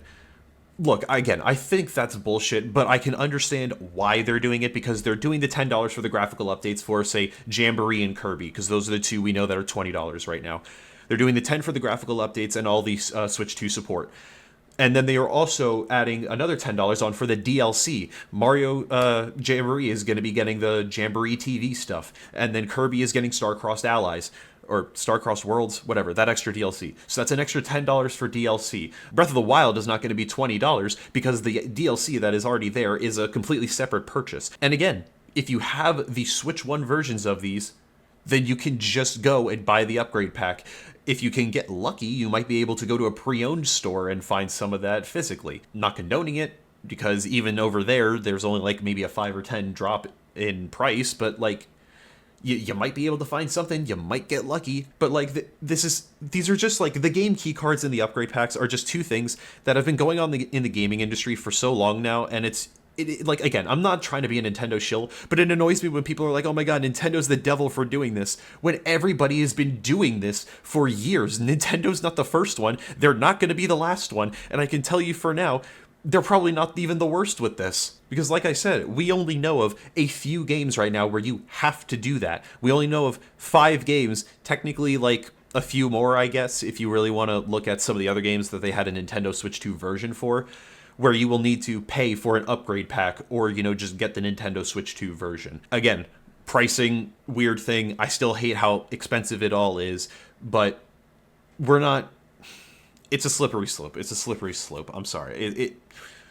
I know. And I guess this can go into the next part about game prices being higher. I am going to say this flat out right now. I do not like that games are supposedly going to be $80. At the very least, Mario Kart being $80 is very stupid to me, and I do not like how the upgrade packs have made game prices higher. I don't like that Nintendo barely ever does sales or discounts on their games, even after 7 years. I do not like any of that at all, and I'm not here to defend that, saying, oh, that's a great thing. I'm a consumer. Hell, if I could, I would literally want to get everything free.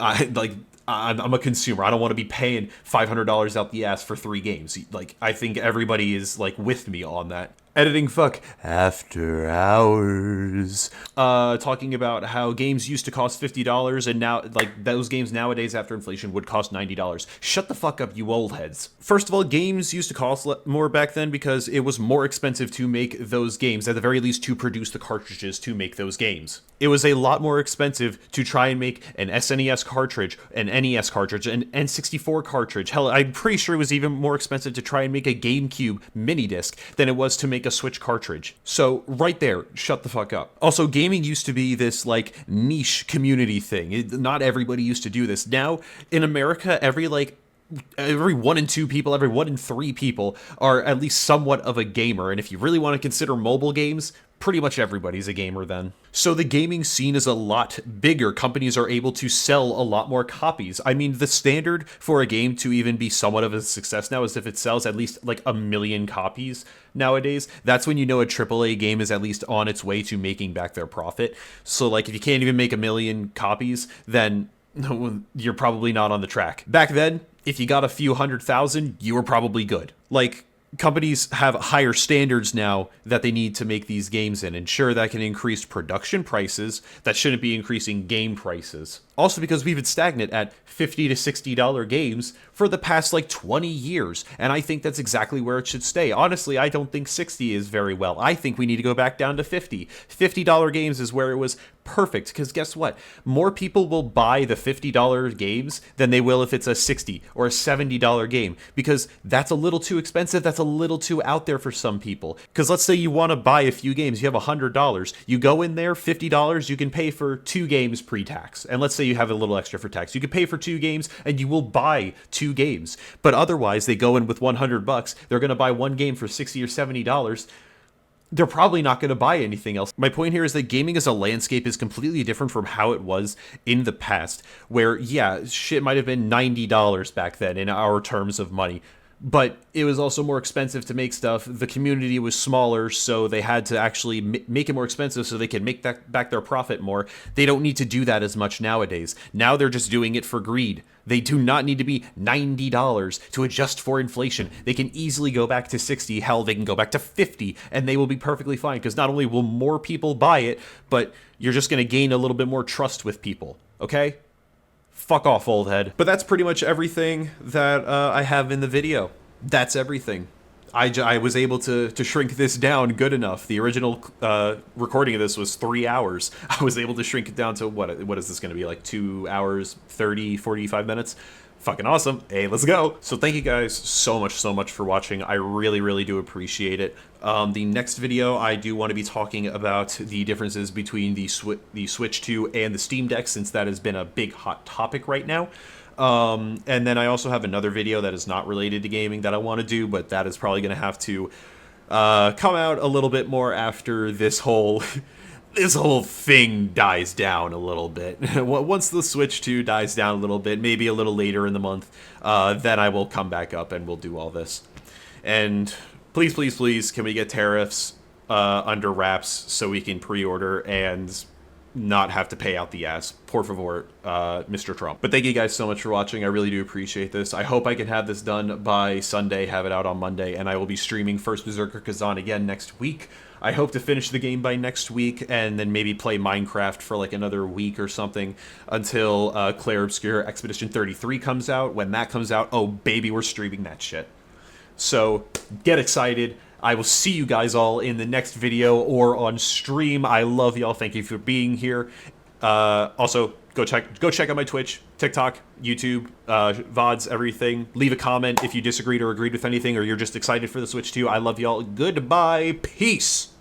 Real quick, if anybody has been seeing my streams, you might have realized that my gameplay is a little shitty. The frame rate is not up to par as it would be. I have found a way to upgrade my Elgato by just buying a fucking new one. I got the best you could get, the M.2 4K one that lets you get up to 120 frames per second. I think it actually goes up to 144. So I was able to get that very cheap on eBay. So I'm selling off my old Elgato now through eBay. I mean, if anybody wants it, please hit me up. Venmo me $100 right now. Let's go. Run that shit, run your pockets. But I will hopefully be getting my streams up to a little bit better quality as well in the future. Just wanted to mention that. Bye. So I swap 'em out, getting tough from hoes right on my side, and I'm getting all the bottoms, love to see them while they ride. Got me supercharged, sparking up like I'll be full of venom. Then I spark it up, the smoke just make them pull off all they down. Show the money spread, make it go and drop a good persona. Put the gun up to her head, that bitch ain't got no persona. Then we blasting off, rocking off to the skies like Jay. Get the heart.